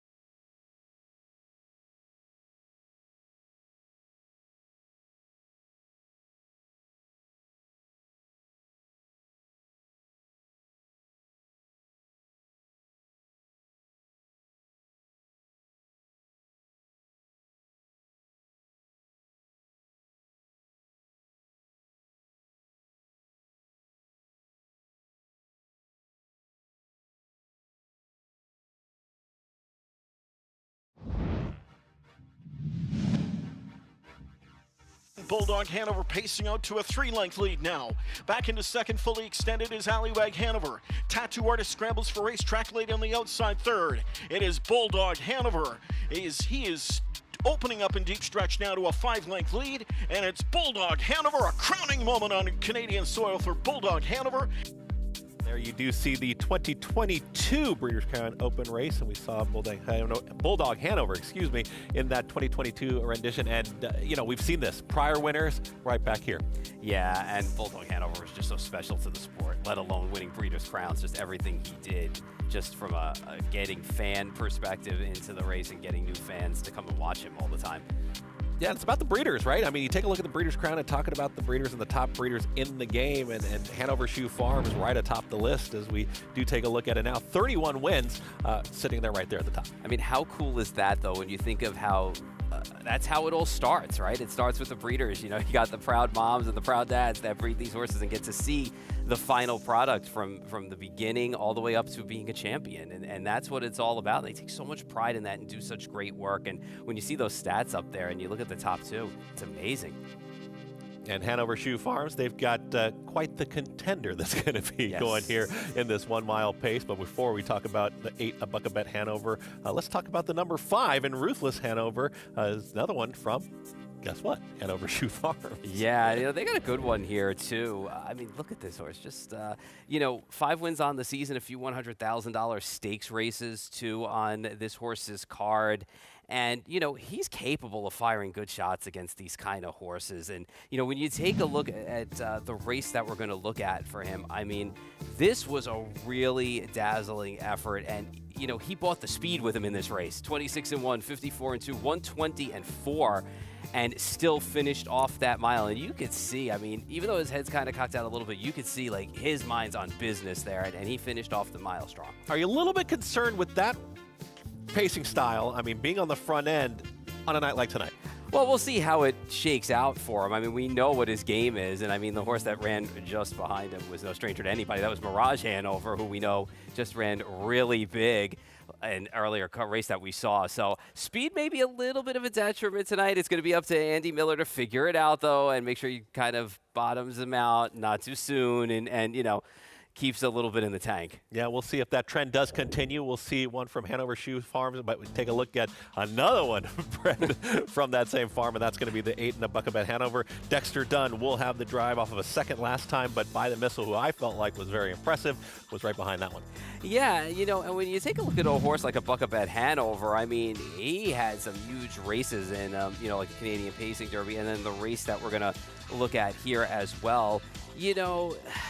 He was a horse that he ran into Little Rocket Man, and Little Rocket Man was good on his own home track, and then he turned the tables on him. And then By the Missile beat him, as well. We saw how well By the Missile ran. So for me, I think a buck a bet Hanover's well spotted here. I think he's a horse that's going to get some pace to chase in here, and I think he's going to come with his run late. I mean, if you take a look at that late run and we see the trend that's been happening this evening, I mean, that does seem to really favor a horse like the number 8 in the buck a bet Hanover, Dexter Dunn with the driving assignment. But outside of the 5 and the 8, was there anybody that you really saw? We could be looking at a huge number. We've had 2 $100 winners on the evening. It's just so funny when you talk about that, too, and you look at it and you say, well, you got a horse that's $100. I mean, I have a soft spot for the number 3 Rock and Roll Runa, coming from Team Stahlbaum, because Larry Stahlbaum, if you don't know, got injured over on August 31st at Saratoga Harness, and he's been on the mend and scored a big win, nice win in the Invitational at Yonkers last time out. And even a horse like the 1, too, who we'll talk about in a minute, has got a shot in here as well. We did see that open pace in race number 8. We talked about By the Missile. We talked about the top 5. We'll see who ends up in the top 5 here, and we're going to take a look at this field here in just a moment. Race number 10 is coming up, and we see 3-2 on the 5. Let's see the 8 now. The price is floating up, currently at 8-5 there. But let's take a look at this post rate in just a minute. We're going to start towards the inside, a 7-1 shot when we do see them on screen. Andrew McCarthy is going to have the driving assignment when you talk about the number 5-year-old gelding and Oakwood Ardennes. Yeah, maybe he just doesn't care for it up at Woodbine Mohawk. I mean, I'm not saying he didn't have any trips in there, but it just didn't work out for him. He gets the rail in here, and he's going to take some money, I think. I think it's going to go a little bit lower in odds by the time we get closer to post. And he's faced some of these horses before, and he's run all right. All right, the 2 is going to be Matt Kekele, and that's going to be Why Not Now. Yeah, right? Why not now for a win? But he's just 1 for 12 on the year. But, hey, we've seen stranger things tonight, He's going to have to improve a little bit here against this group. His win last time was against Lesser. All right. We take a look at Mark McDonald. He's going to be driving on the 3, Rock and Roll Runa. Huge upset winner of the Sam McKee Memorial over this track back in August. And like I said, it'd be nice to get a winner for the bomber, Larry Stahlbaum. Is it Runa? That's got to be Runa, doesn't it? It's got to be Rock and Roll Runa. Yeah. That's what it's got to be. The 4 Backstreet Shadow. Big number. Yeah, just 2 for 21 on the season. Faced several of these at various times. Got to have to get his form back. The track announcer in me came out there. The 5 is Ruthless Hanover. Yeah, we talked all about Ruthless Hanover. Well spotted in this race tonight. Take a look at the 6 who just passed by. The 7, South Beach Star.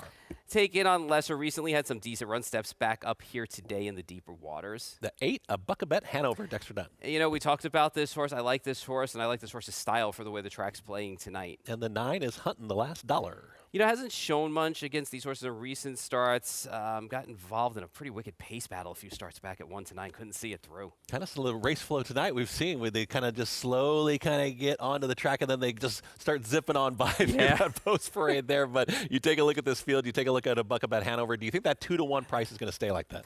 I think at the end of the day, he might end up going off favored in here. We'll see how it shakes out. I think, him and the 5 are going to take the lion's share of the money anyway, and they are. And you can see Oakwood Ardan, the 1 has come down now. It's 5-1 right now. All right, we see the odds going back and forth. We've seen $200 winners on the evening. So what does that mean? That means you need to head on over to Naira Bets. That's right. You got to get those wagers in. You can sign up with Naira Bets and get a $25 free bet. That's right. You can get that $200 deposit match bonus as well. It's just in time for the Breeders' Cup World Championships.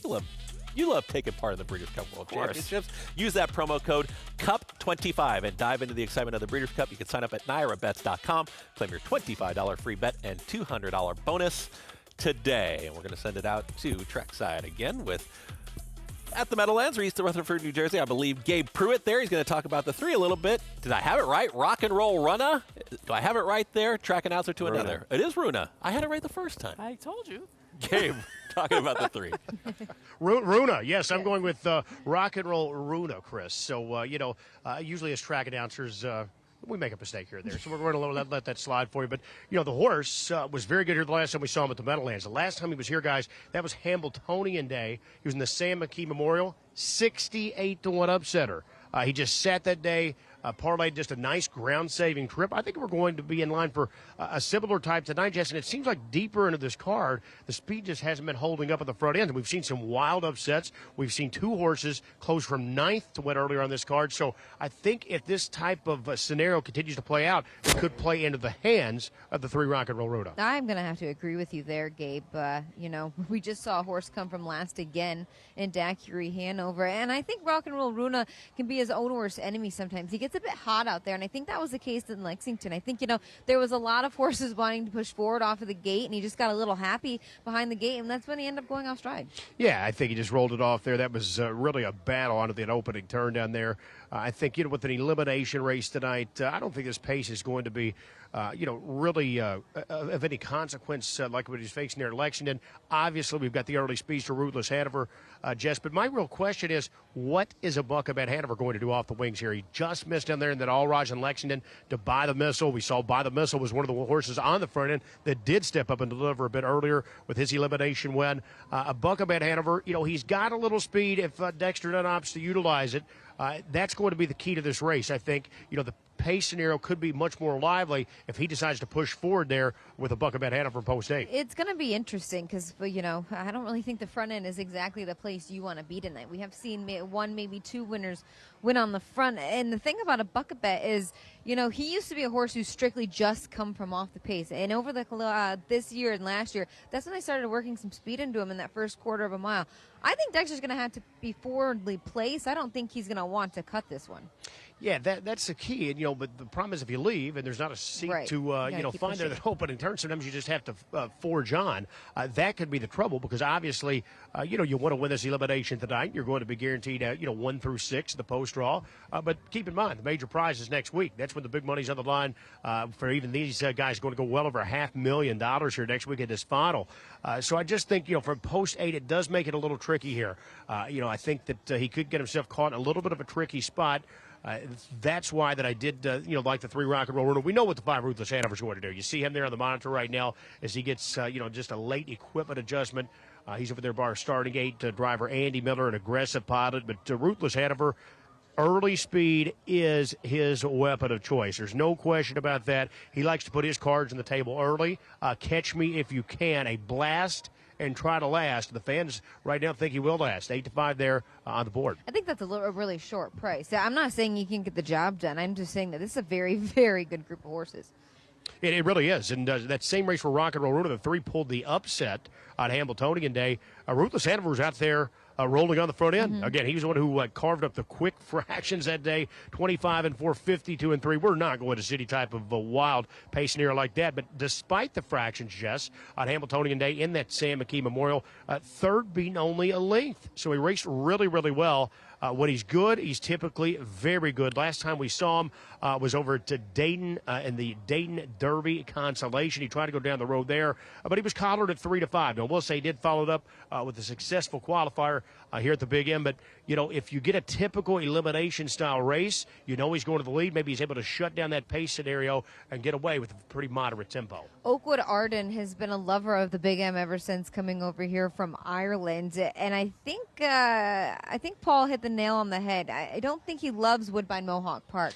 I just, even though those efforts are very good, I just think he really likes home. Yeah, he's done very well here at the Big M. He is a horse for the course, so we know that he hasn't raced in a little bit over a month. But he should get a nice tracking type trip. I think the similar scenario is the 3 Rock and Roll Runa. I think they're both going to track here, look to pounce late in the late stages. You don't see a ton of Standardbridge bred over in Ireland, but that is the case for Oakwood Arden. That's where he began his career. Son of Sweet Lou, so he's American bred, at least in terms of the sire.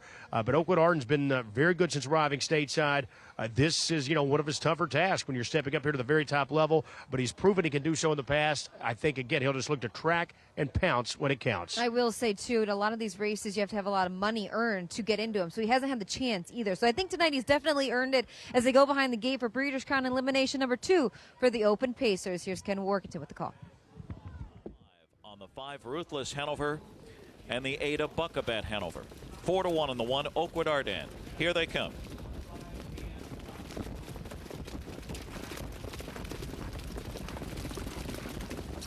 And they're off. South Beach Star guns from the outside. Ruthless Hanover out there with speed. Why Not Now from the inside leaves sharply as well, as Rock and Roll Runa is going to settle in 4th position, and a Buckabet Hanover going up from 5th on the outside, just off the speed. Oakwood Arden just floated away in 6th position on that first turn. Then it's Backstreet Shadow, followed by El Rey, and the early trailer is Huntin' the Last Dollar. The opening quarter for South Beach Star was a torrid 26-2, and here comes Ruthless Hanover and Andy Miller. Ruthless Hanover, South Beach Star now yields grudgingly as they continue across the backstretch. So it's Why Not Now, 3rd on the inside. A Buckabet Hanover is 4th. Rock and Roll Runa bides his time in 5th at the half. Then it's Oakwood Arden 6th on the inside, and Backstreet Shadow and El Rey and Huntin' the Last Dollar is last at the half in 54 2/5. Ruthless Hanover on the point now. It's Ruthless Hanover the target. South Beach Star rides the pocket spot. Now launched to the outside is a Buckabet Hanover, stride for stride there with Why Not Now. Rock and Roll Runa needs to show more in 5th as the pace picks up here. Backstreet Shadow on the inside 6th.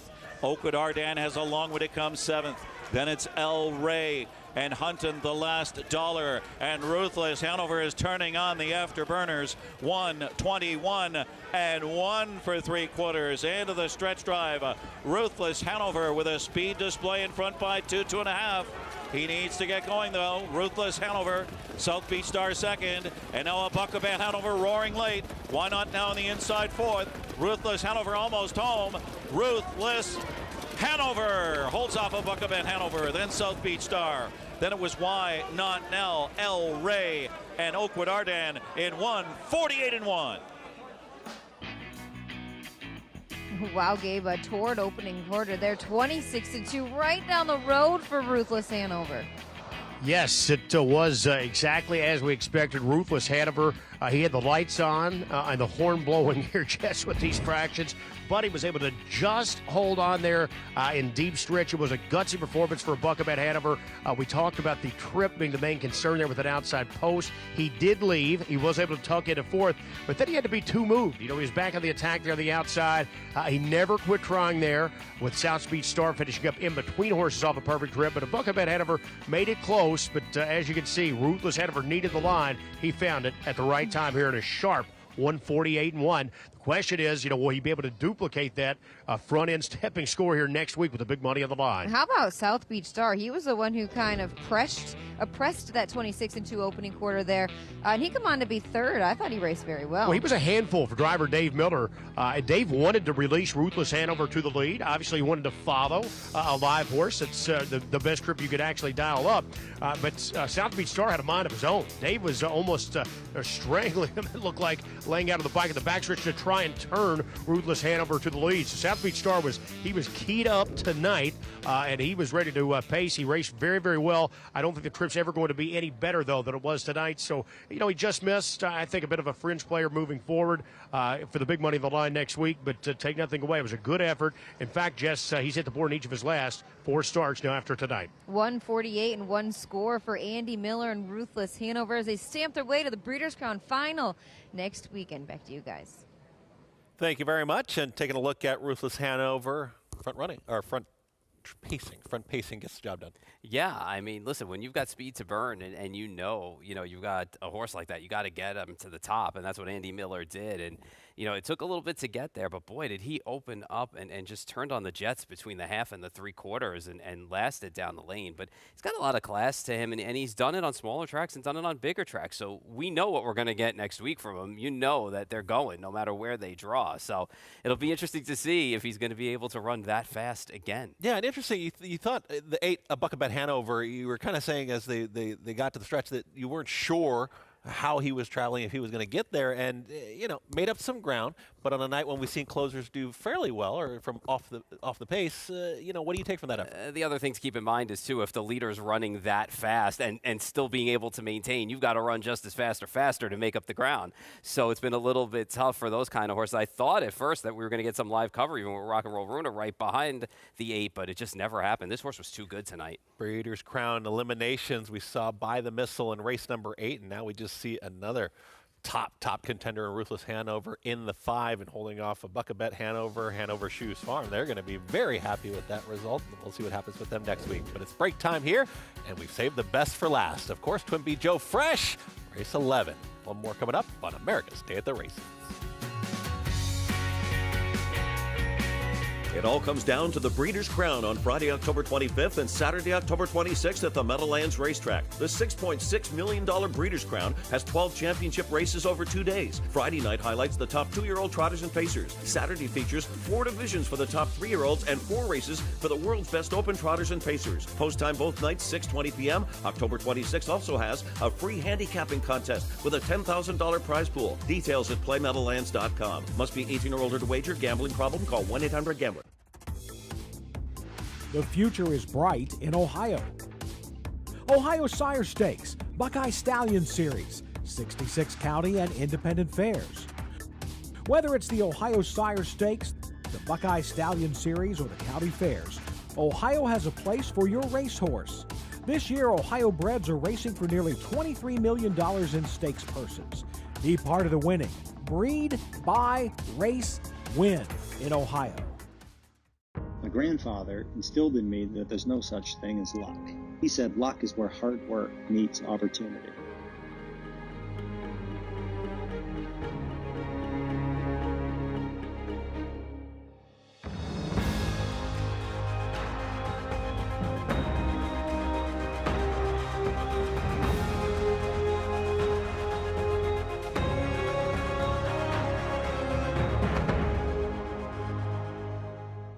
It's time for Green to get it on. Green Manalishi, whose first crop of 2-year-olds hit the track in 2024. The son of 2009 Horse of the Year Muscle Hill was a millionaire Major League Stake star who went wire to wire in the Canadian Trotting Classic. And Green Manalishi was prolific in the breeding shed. Get in on the ground floor, then head to the penthouse with your own green machine. I can't miss Green Manalishi. Book your mare today to Green Manalishi, standing at Terra Hill Stud in Ontario. And there you see, beautiful once again. It's a gorgeous night, a little brisk. I saw Gabe Pruitt was talking about a little brisk, but it's gorgeous here in the studio as well. America's Day at the Races. We got Breeders' Crown eliminations going on all throughout the evening. Thanks again for joining us throughout the evening. And there is Ruthless Hanover, who was very, very impressive there in race 10. Yeah, 6 for 10 now on the year for this horse. It brings the speed every time, and we'll bring it again next week for sure. And at 7 years old, to still have that blazing speed like this horse has, that's something. Andy Miller there had the driving duties, and you take a look at Dexter Dunn on a Buckabet Hanover, and you take a look at the top 2, and you feel like they kind of did exactly what you thought they might do, and we're going to find out more if the connections are very happy with that performance. Ruthless Hanover, Jessica Otten has the winning connections. Thank you, Chris. I have winning driver Andy Miller after Ruthless Hanover goes down the road in the open pace Breeders' Crown Elimination number 2. Andy, this guy just looks like a truck out there. He keeps rolling and rolling and rolling. Yeah, I hate to use him too much the first quarter or first 3/8, but then after that, it's let's rock. Let's talk about the trip tonight. Pretty quick opening quarter there. Yeah, it was really quick, but a couple of them left hard, and I kind of let him settle a little bit, and then moved him on to the front, and then it was over from there. There's only been 2 other races tonight that's happened with By the Missile and TCI. A lot of horses coming from well off the pace. Is this a guy where he can maybe be versatile if he needed to be? Oh, absolutely. I've raced him a couple times off a helmet, and he's really sprinted hard off a cover. Winning the Breeders' Crown Elimination, you draw 1 through 6. How important is that to you to draw good? He hasn't had the best of luck drawing this year, so it's very important that he drew inside. Nice job and best of luck the rest of the way. Thank you. There you have it. Ruthless Hanover takes Breeders' Crown Elimination number 2 for those open pacers. Back to you guys. Always nice to have a versatile horse in there. And you take a look at Ruthless Hanover. Seems to be set up very well, and the final should be shaping up for a very nice.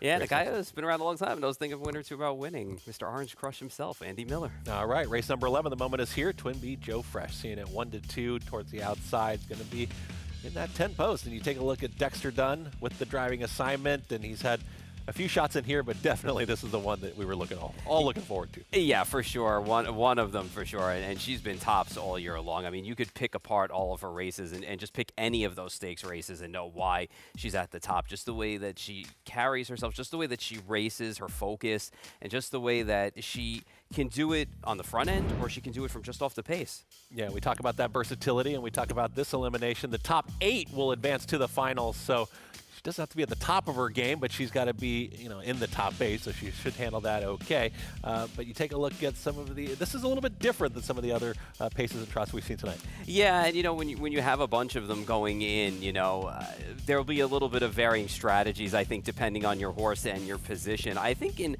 her case, I think she wants to keep the good vibes going. I would think the connections want to keep the good vibes going and raise her, but not just, take everything out of her going into next week. So it'll be interesting to see what they do. The couple of horses have the bye going in. I think in her case, bye or no bye, she is still the best until she gets knocked off. Yeah, we've seen the outside do very well. We've seen front end do okay. We've seen from well off the pace. Chris Griffin joined by Paul Verderosa, of course, and we've been going through it. And Twin B Joe Fresh, the headliner throughout the evening, is going to be in this 11th Breeders' Crown elimination.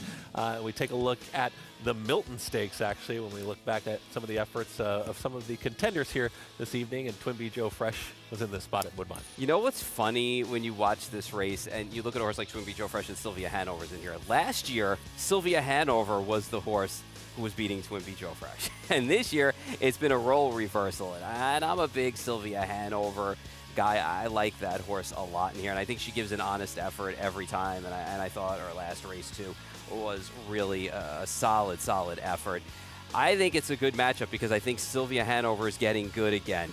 So we're going to see if she's good enough to take it to Twin B Joe Fresh because she's beaten her before, even when a Breeders' Crown was on the line. Yeah, we'll see what happens in this elimination. And, we talked about the outside. It's been fine. Speed has been okay. I mean, we're trying to maybe make a case against the favorite a little bit. The top 8 do advance to the final. So, but how good is Twin B Joe Fresh? I mean, if you stack her efforts up right now as far as where she's at in this season and coming to the Breeders' Crown, where does she rank as far as some of the top standardbreds that you think you've seen? Number 1. Right now, number 1. There she is, actually. Look at Dexter with her right there, too. Dexter's just putting some blinkers on her and getting a little gear on her and making sure everything is perfect for her. And I think, like I said, when you look at her body of work this year, I mean, when you're undefeated in your last 9 starts and your only loss was a 2nd place effort, and that was at the beginning of the year, you're doing something right, and the connections are doing something right and carrying her all year long. And I think the cool thing about her, too, is Dexter Dunn's part owner of her.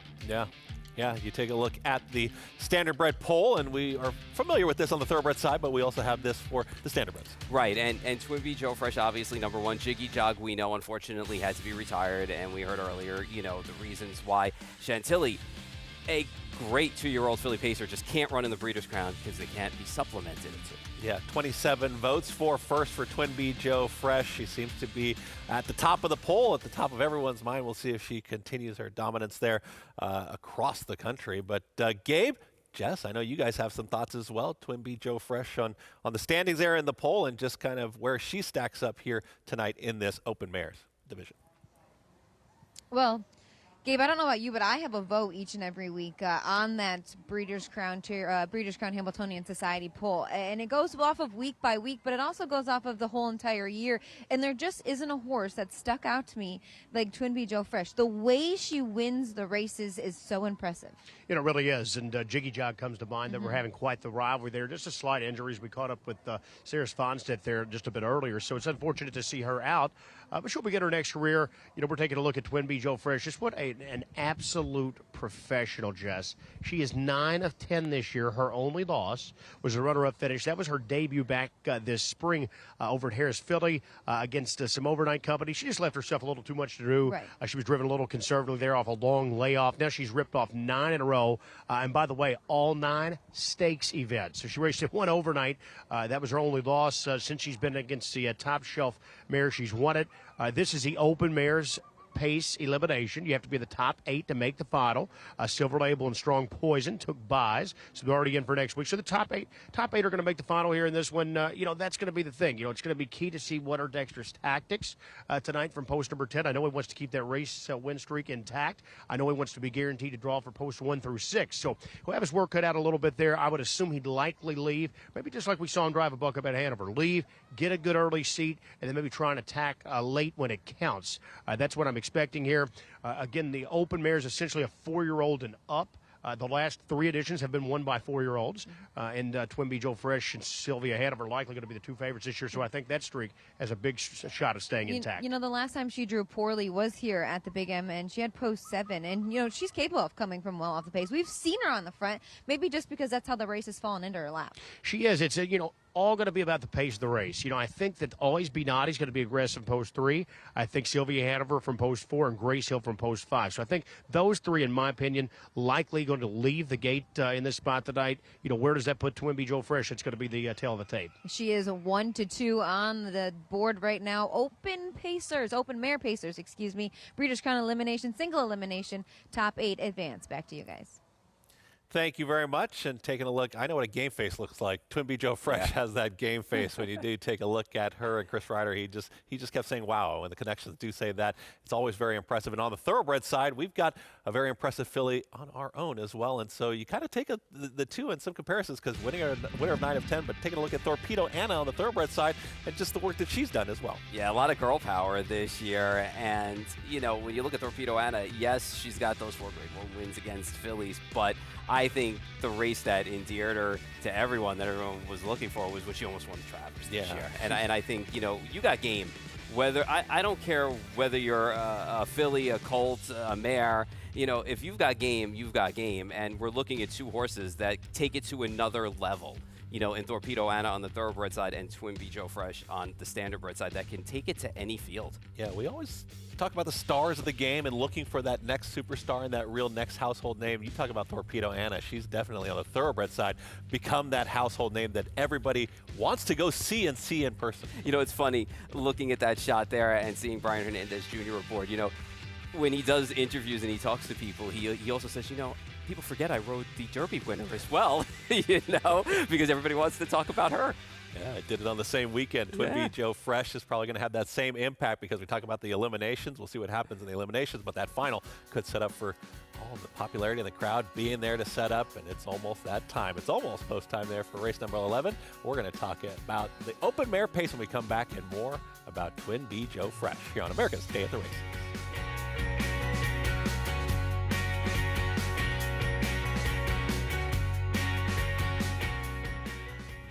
In Indiana, we grow it. And when it comes to harness racing, the Indiana program has grown to become one of North America's very best. Breed Development and the ISA have been there every step of the way by overseeing and promoting the Indiana sired racing, breeding, and stakes programs at every level. We're working to ensure a bright future for all of us.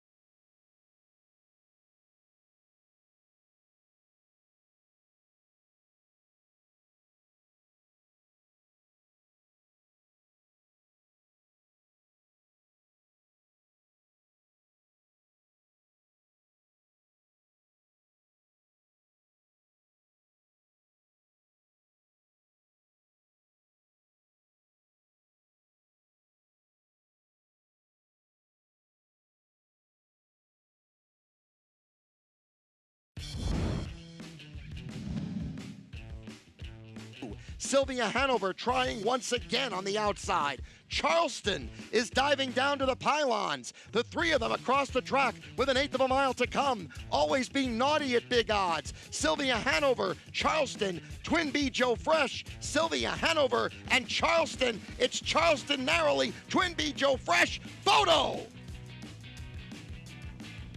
If those names do sound familiar, obviously we're going to see quite a few of those pacers in this evening. But how about that? 2023 Breeders' Crown 3-year-old filly pace and Sylvia Hanover, who's right back in here, just more defending champs.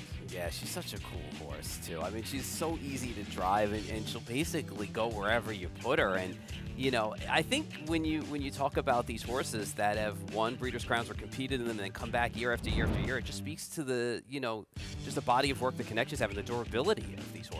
Yeah, it's been very important to take a look at some of those previous Breeders' Crown winners racing tonight. We've seen some hold their form. We've seen some where maybe we have some question marks going into the finals, but Sylvia Hanover and Grace Hill, you see them both at the bottom there. They're both going to be back in here. Yeah, and I mean, let's not forget Sylvia Hanover's looking for 3 of them now. Yeah, you know, so I mean, she knows what to do out there, and she seems to find the wire at the right time in these big events. Yeah, and you've talked about when you've talked about Sylvia Hanover and talking about that form from last year to the next, you know, we've seen that come over and over and over, and really Twin B Joe Fresh is the now horse. Yeah, you know, it's hard to sustain sometimes when you think about it too, you know, to do it year after year. All right, let's take a look at this field. That's going to be the one, I believe that's the field from some of the thoroughbred action actually tonight. There's Beach Cowgirl, the one, and Jason Bartlett, the driver. Yeah, much softer group for her win a few back against what she's facing today. We'll see what she can do. I wasn't crazy about her third, though, last time out against Sylvia Hanover and Always Be Naughty.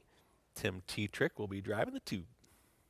You know, got in last year to the Breeders' Crown, didn't have much success. Has ran against some decent horses, though, up at Woodbine. It's held her own at times. Johnny Gingras, he's had a pretty decent evening. Usually does, right? Always Be Naughty, the 3. Yeah, you know, she's been kind of the one that's been behind Twin B Joe Fresh and Sylvia Hanover this year, so we'll see what she can do tonight against them. There is the 4. Do you like that 7-2? I'll gladly take it on this horse. You know, seems to get over the second itis, and the last race was a really nice effort. Todd McCarthy, 2 wins in the last 2 efforts there. Grace Hill.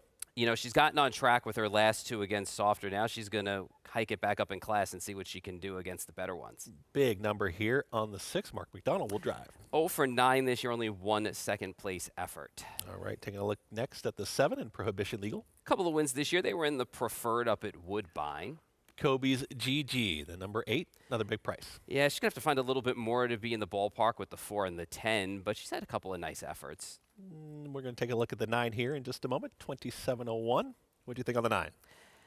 Well, she's been long odds when facing some of the better horses in this division, but she's outrun those odds and picked up some checks, and that's what you always like to see. And when you have a bunch of long shots like that, of course, you're going to have a favorite, Twin B Joe Fresh. Yeah, I mean, what else can you say about the horse who's kind of one of, if not the star of the night? We'll see what trip she pulls from post number 10. Yeah, she's absolutely the star of the night. We saw that poll where she sits atop the standings with all those first-place votes, and we'll see if she does continue that. 2-5 currently on the board. But, you know, from a draw standpoint, Sylvia Hanover, maybe that gives her a little bit of a tactical advantage? I would think that she's going to leave for position in here. I would think Grace Hill, though, is probably going to show the most speed, and maybe the 2 is going to flash a little bit as well. Saving the best for last year in the Breeders' Crown eliminations. Is it that simple? Is it going to be the 10 Twin B Joe Fresh, Jessica and Gabe? What are your thoughts here on this 11th for the Open Mares? Well, Gabe, I think it's going to be that simple. I think Twin B Joe Fresh is a freak, and I've used this word to describe her all season long. She's a tank. I just feel as if she's just so versatile, and she's just so strong right now. She is. You know, but post is a concern here tonight. Post hit, again, with that early speed inside of her, as the guys mentioned there, you know, really 2, 3, 4, or 5. I think any number of those, or all of those, could show some early speed here. You know, it's just going to be a case of where she gets away. Is she the best horse in the race? Yes, she is. But, you know, at a short price, just 1-2, and this is just awfully tough to swallow here. I think when you do have a little concern on that post, she's been so good. Again, 9 in a row. She's looking to tack on number 10 here. Double millionaire, 28 of 37 in her career. She's just been a model of consistency. Oddly enough, she's been defeated at the Breeders' Crown at the ages of 2 and 3 by the 4 here, Sylvia Hanover. Sylvia Hanover actually had the win count going into their 4-year-old season, but boy, how the tables have turned. It has been a monster year for Twin B Joe Fresh. She has continuously got the best of Sylvia Hanover. Sylvia Hanover's last 2 losses, both at the hands of Twin B Joe Fresh. Just 2 wins from from 14 starts for Sylvia Hanover. What a win in Lexington, though. It really was. Having said that, Twin Bee Joe Fresh was not at that party, so I don't want to get overly high on that win, but it was a convincing win. But at the end of the day, she was 2-5. She was supposed to slam the door, and she did. 1-2 on the 10. That is Twin Bee Joe Frisch. Top 8 head to the final next weekend, of course, with the buys by Silver Label and Strong Poison. Here's the Breeders' Crown elimination for those Mayor Pacers. Here's Ken Workington.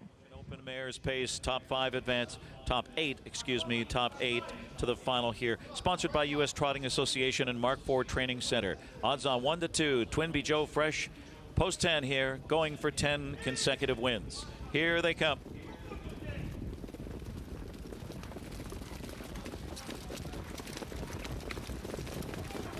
They're off. Zanata and Twin Bee Joe Fresh firing out as Grace Hill from between horses with Sylvia Hanover and Always Be Naughty in the inside, and Beach Cowgirl showing up on the inside as they swing around that first turn.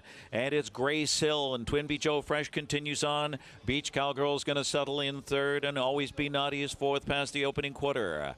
And next it's Sylvia Hanover taking a seat in fifth.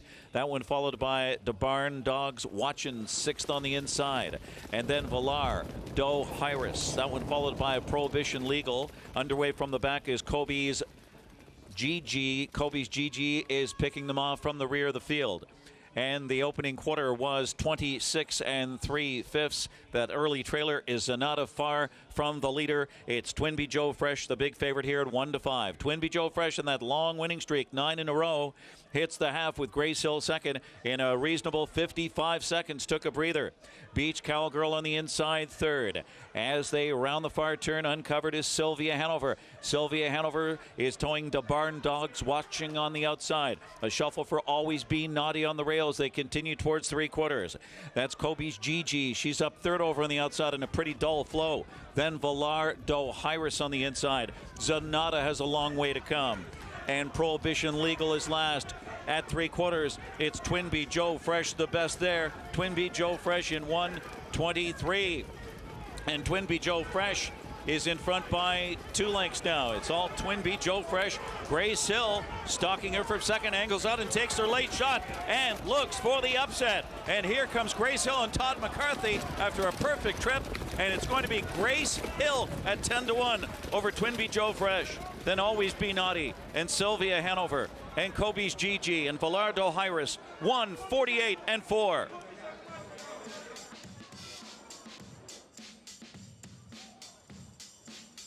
Well, Gabe, another upset to close out Breeders' Crown Elimination Night 2. Perfect pocket trip by Grace Hill. She's she knows how to get the job done. She does. In fact, Jess, she was the 2022 Breeders' Crown champion. And it's hard to believe now, but she went off as the 6-5 favorite in this Breeders' Crown Open Mares race last year. She actually faltered to 6th in there and disappointed, but this was a good effort. She got a perfect trip. Take nothing away from Twin Bee Joe Fresh. She had to pay a quick toll to make that lead from the tough post, 26-3. That was not easy. I thought she may have got a bit of a breather there, enough to get the job done. That middle half, once she made the lead, was just 56-2. So she was able to get away with a nice middle half there, but unable to fend off Grace Hill, who did bounce back there. She arrived into the night sharp. She was off 2 consecutive victories. This was a step up, of course, but she is really presented herself back on the main stage here. Again, I don't think she'll be the favorite next week, but defending Breeders' Crown champion from 2022 strikes her in the elimination, and you get double digits. As you said, at the end of the day, she is ultimately the third choice. 1:48-4. Grace Hill, Todd McCarthy, they stamp their way with a win next week's Breeders' Crown final. Back to you guys. Thank you very much, Jessica and Gabe. And wow, you see Grace Hill just go right by Twin Bee Joe Fresh and Todd McCarthy. Really a perfect trip. Yeah, left the gate with speed and wanted the lead, but Twin Bee Joe Fresh cleared from that outside post. Took a little bit of time to do it, but was able to back it down and rate a little bit in that second quarter and even to the three quarters, but just a perfect trip. And she bravened up. And I said it to you when we were watching. I was like, okay, she's starting to braven up. She's going to pull out, and she did make that run late. So got up, nice effort. We'll see how it translates to next week. Maybe we got the good Grace Hill back. Yeah, it really did feel like you saw the 10 Twin Bee Joe Fresh kind of extended the lead, let it out, but then you saw the 5 was not going anywhere, stuck right with her, and those front 2 really separated from the rest of the field. Yeah, and, you know, kind of watching Dexter down the lane, I mean, he kind of got into her a little bit right here to give her a little bit, didn't really highlight her too much, but Grace Hill kind of rolled on by, and then Dexter just kind of, it's like, all right, we'll get you next week. And I think she's still tops of the list, even, you know, despite the second place effort. So she really, running, you know, not winning tonight is not going to make things any worse for her next week. I mean, she's still tops. Okay, so do you think off of this effort, I mean, really the Grace Hill, she really moves up the list for you, and Twin Bee Joe Fresh, maybe a knock on her going into next week? I would like to see Grace Hill do it again with a not-so-perfect trip. But she has gotten better now in 3 straight starts, for sure. All right, we'll see what ends up happening next week. But Grace Hill, we do see Todd McCarthy driving, gets the driving assignment there and gets the victory. Can she do it next week? And will Twin Bee Joe Fresh get back to her dominant role atop the polls and atop that winner's circle as well into next week in the finals? But we got a quick break, and we'll come back and talk about what just happened here on America's Day at the Races.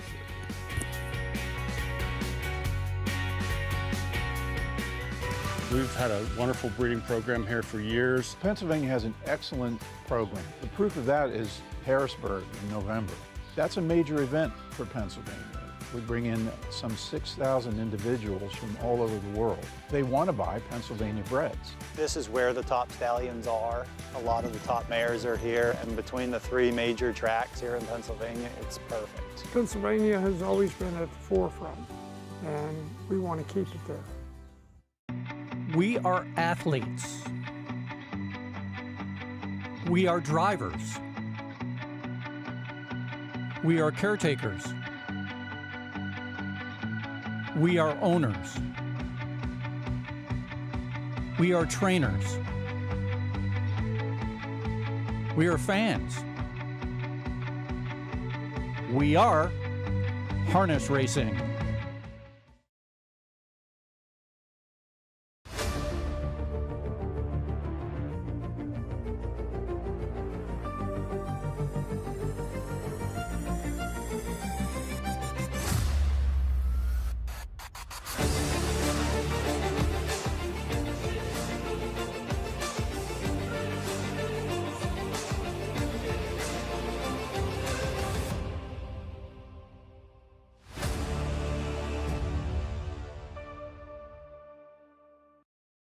Racetrack Television Network brings you every race, from every track, on every screen, every day.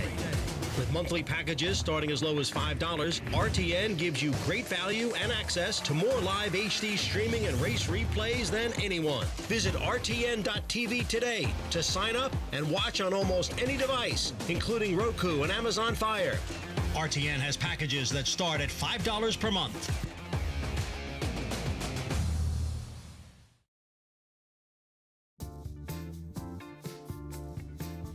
Welcome back here, America's Day at the Races. The final Breeders' Crown elimination is in the books. I'm Gabe Pruitt. I'm sitting by here with winning trainer Virgil Morgan Jr., who conditions Grace Hill. And Virgil, this was a huge step back in the right direction for her. She came in sharp, but she hadn't been doing it against the open-type mares, but a good trip, and she was big tonight. She did. The Hills are just great. Tom Hill and the family are great to work for, and they just let me take a step back with her. We raced her in a few condition races, and it bravened her up. She was really good at Yonkers, her last start and the start prior to that. So, coming into this, I felt, the 5-hole, obviously Twin Bee Joe Fresh, her record speaks for itself. But we got the trip we wanted, and it worked out. And she's had some Breeders' Crown success being the champion in 2022 as well. She has. She's so classy, and I think a lot of people wrote her off and just thought she was a filler in here, and obviously that wasn't the case. Yeah, and a tough target there as we take a look back at the replay, but you had to be confident there mid-stretch when she started to gain ground. Yeah, when he was tracking her, and she loves a trip like that, and when she got out, and if you notice there, nobody else could keep up, so that's always a good point, or a strong point, that those two obviously broke away from the field, but I couldn't be happier with the performance. You're based actually right outside Columbus, Ohio. Will she head back to headquarters, or will she stay here on the East Coast to prepare for next week? No, she'll stay here. She'll stay here at Gateway Farms, and my guy Paul Stratton and Ashley, she'll stay here with them, and she'll finish off training here this week there. Okay, congratulations, Virgil. Best of luck at the final next week with Grace Hill. Virgil Morgan Jr., guys, the second leading trainer in the history of harness racing. He banks a big win here with Grace Hill. Thank you very much, Gabe. There with trainer Virgil Morgan Jr. We talked about the 2-year-olds yesterday, but talking about the older division here tonight, kind of seems like the connections, they know what they've got. They know what they're working with, and it's kind of like, okay, we paced or trotted the way we wanted to. Now let's just take it to next week. Yeah, I mean, for sure. And you know, these horses, they've been around the block. You know, they know when it's game time and they know their job. And some of them, you know, just like any other horse we see, they fall in and out of form. And sometimes they race their way back into form. And that's what Grace Hill has done in her last 3 starts. And she's done it well. We've seen a night of some prices here. We've seen some favorites go down. We'll see if that does continue next week. But Twin Bee Joe Fresh ends the winning streak, but she should be still set up pretty well for the final next week as well. Yeah, I'm hoping she doesn't draw post 10. Okay. But I still think that she And that is a possibility. Sure, it is now, you know, because she didn't win the Elims. So we'll see how it shakes out at the draw box for her. But I still would not be afraid that she's taken a step back form-wise. I think post-10, she got a little stretched out today. They did drive her, you know, a little bit in the lane, but not too hard. So I think she's got something left for next week. Yeah, we'll see what does end up happening there. But Grace Hill, I mean, that just has to be a very confident effort, something to build off of going into that open mares into next week. And it's going to be just a lot of great action on Friday and Saturday where we're going to see these finals and we're going to see some big purses as well. We're going to see some big money there. Gabe and Jessica, you've been doing great all night long, of course, and a brisk night, but really looking forward to the finals next week.